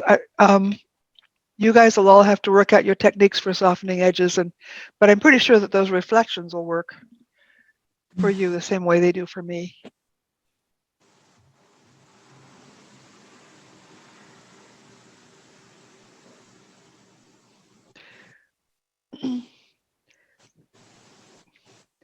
The next thing I'll do is mix up variations of dark green and brown for the woods back here. So I'll get started doing that now. I have kind of a dark green here. To make a dark green, I'm going to use ultramarine and orange.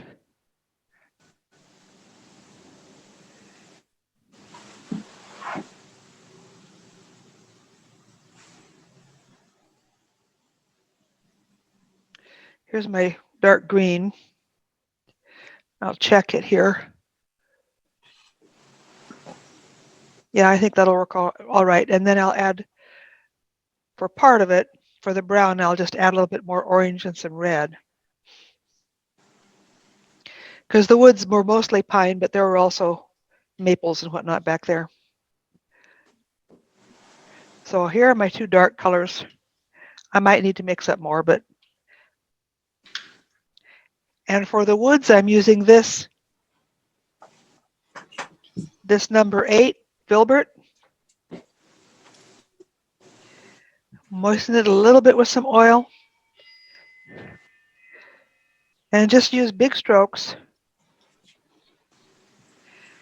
The filbert is rounded, so it gives you a rounded stroke. And if you need to have a straight stroke up against the houses, you can either do it this way, or you can switch to a straight brush. But I do want to have these more natural shapes. I think that my brown part of the woods, I'd like to have it a little lighter than that, so I'm going to add some more orange. Get some more of that lighter brown. And you see how I'm bringing it right over the drawing I did of the chimney, because we're going to put the chimney on later. I'm kind of overlapping the color that I did for the house. I'm not getting it right up against the house. I'm overlapping that paint. And that's a good thing. That's something that we want to do. It gives us edge control when you do that. Get all these sort of curvy marks in amongst the woods here. Now I have a little area right here where I have a very little area to cover. So I'm going to use this number 2 brush and get in there for just this little place. And this is actually a house that's behind, and we could actually see the edge of the roof gable there. So I'll just use a little mark to show that.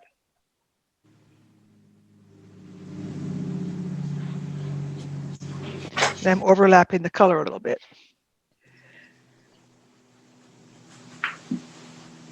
So you see how with the darkness of the woods in there, the colors that we used on the house no longer look quite so much too dark. And a lot of times if you're doing a bigger painting, it's a good idea to make little color notes all over it to compare how dark they will look when you get it all done.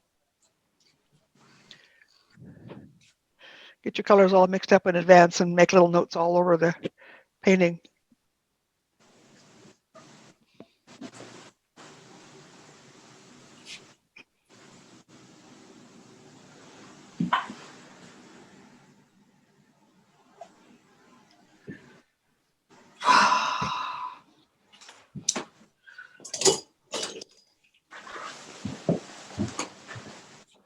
Gail, Yeah. I'm making the color of the trees, and you said ultramarine and orange, and I am getting the most horrible color. It's supposed to be a really ugly dark green. It's a really ugly medium brown. Well, add more of the blue. Save some of that for the medium brown, because you do want that too, and then add some more blue to part of it. Okay. And then I actually added cadmium red light to part of it for my more of a brown. It's supposed to be kind of it's the foil for these delicate tints that we're using on the snow. It's the I don't know, the base note, if you will. You know, Okay, so it's not supposed to be real pretty.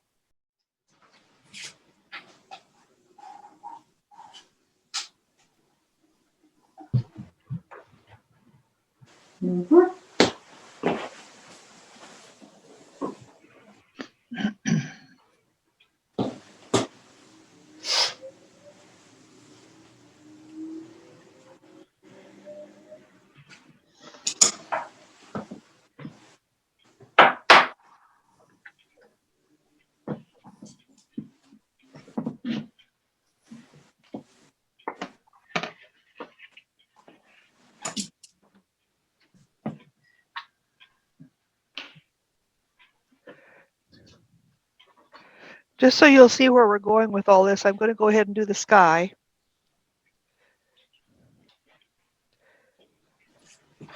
For the sky, I'll use a blue. So I'll start out with this blue right here. This is the cerulean blue, but I want to tone it down a little bit with the cadmium red light, which is what this is here. I don't want it to be the same as the snow on the roofs. I want it to kind of sit back a little bit and not be quite as attention getting, because it's not a stripe of bright blue across the top here would not be good for the composition, and I need to let it sit back in the distance. So I'm graying this down a little bit with my cadmium red light, which is the complement of the blue. So I'll test it here and see if I like it. I think that's close to what I used on the other one. It's not quite as dark, but I think it'll do. So again, with my big number 8 filbert, I'll put this on here and I'll use this negative space to make the shapes of the trees. Some of these trees were pines and some were not, but it doesn't really matter. The picture isn't about the trees. It's about the snow on the roof. So this color in the background is really, it's just supposed to sit back there and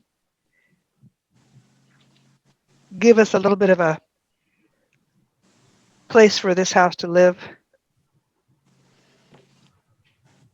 I think I'm going to work a little bit more blue into the tree color. I see that's what I did on my original. When I added the sky, I went ahead and let some of that blue from the sky mix down into the trees.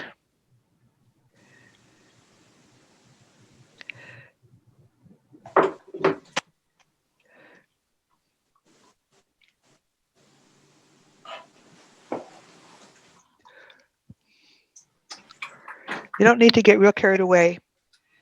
Is it Did supposed you to have add- soft edges? Did you Excuse me? add white to the trees? Yeah, I used some of that sky color and let it mix into the trees. Oh, This is not supposed to be a sharp edge. It's supposed to be kind of a messy, right. soft thing. The right. trees were not like a cutout against the sky. They were, you know how trees are.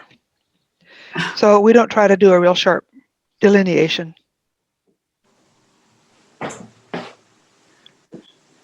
We let some of the tree color get into the sky and some of the sky color get into the trees.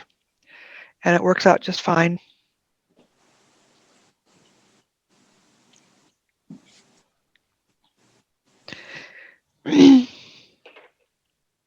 For details, again, I want to try to just use one stroke. The chimney, I'm using that brown, but I want to show up against the trees, so I'm adding some more orange and some white to it. So it'll be a little lighter than the trees.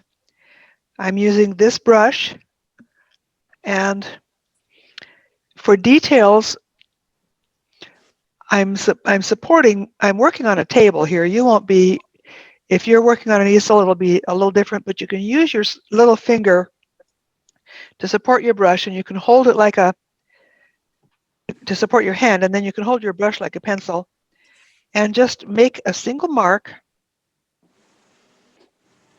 for the chimney, and then make a slightly lighter mark, and for that I'm going to add a little yellow to my orange color.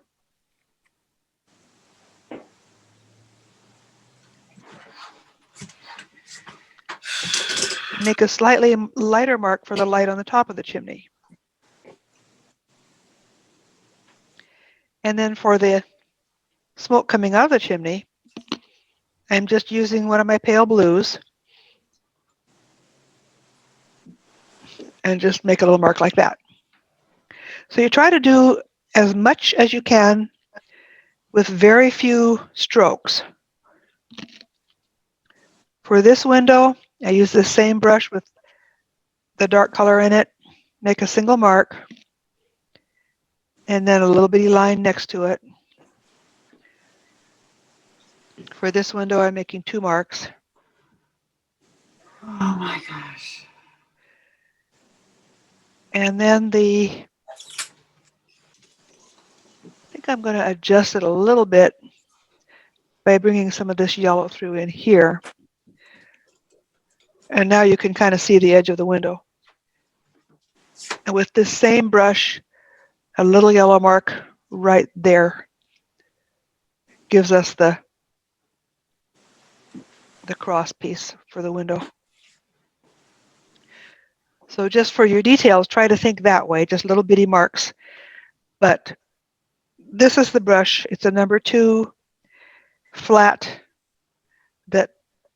that really has a sharp edge to it. You see how sharp that edge is. If I flip it this way, I have the shape that I want, but if I flip it this way, it comes down to a knife edge. That would not work if my brush, let's see here, if I've got some lousy brushes over here. I'm going to rummage around. I think I probably got rid of my lousy brushes. Let's see. I have some. Yeah, here's one.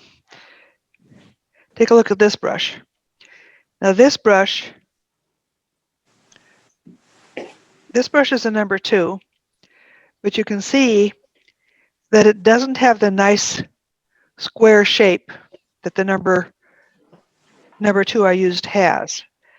And you can also see that if I turn it on edge, it does come to a knife edge. It's kind of sticks out a little bit. I'm going to see how close I can get to these brushes to really show you. If I go too far, the camera will break. All right, now, where are my brushes? Here they are. All right, so here's the one on the right The one on your right is the one that I'm using, and you see how it has a good square shape to it. The one on my left doesn't. It's either worn out or maybe it wasn't a square shape in the first place. It's kind of rounded. Now, if I turn the one on my right so you can see the end of it, you see how it comes to a real sharp chisel edge, and the one on my left does not. So in order to get the marks that you want, you have to use the brushes that will give you that shape of mark. So that was my little lecture about the brushes. I'll zoom back out, and I'm at a stopping point on this now. I think actually this is as far as I went on my original. You can see that they're not identical, but pretty close. And the color that's in the snow gives you a lively sense that you wouldn't get if you just used grays. And I can put my name on it with this.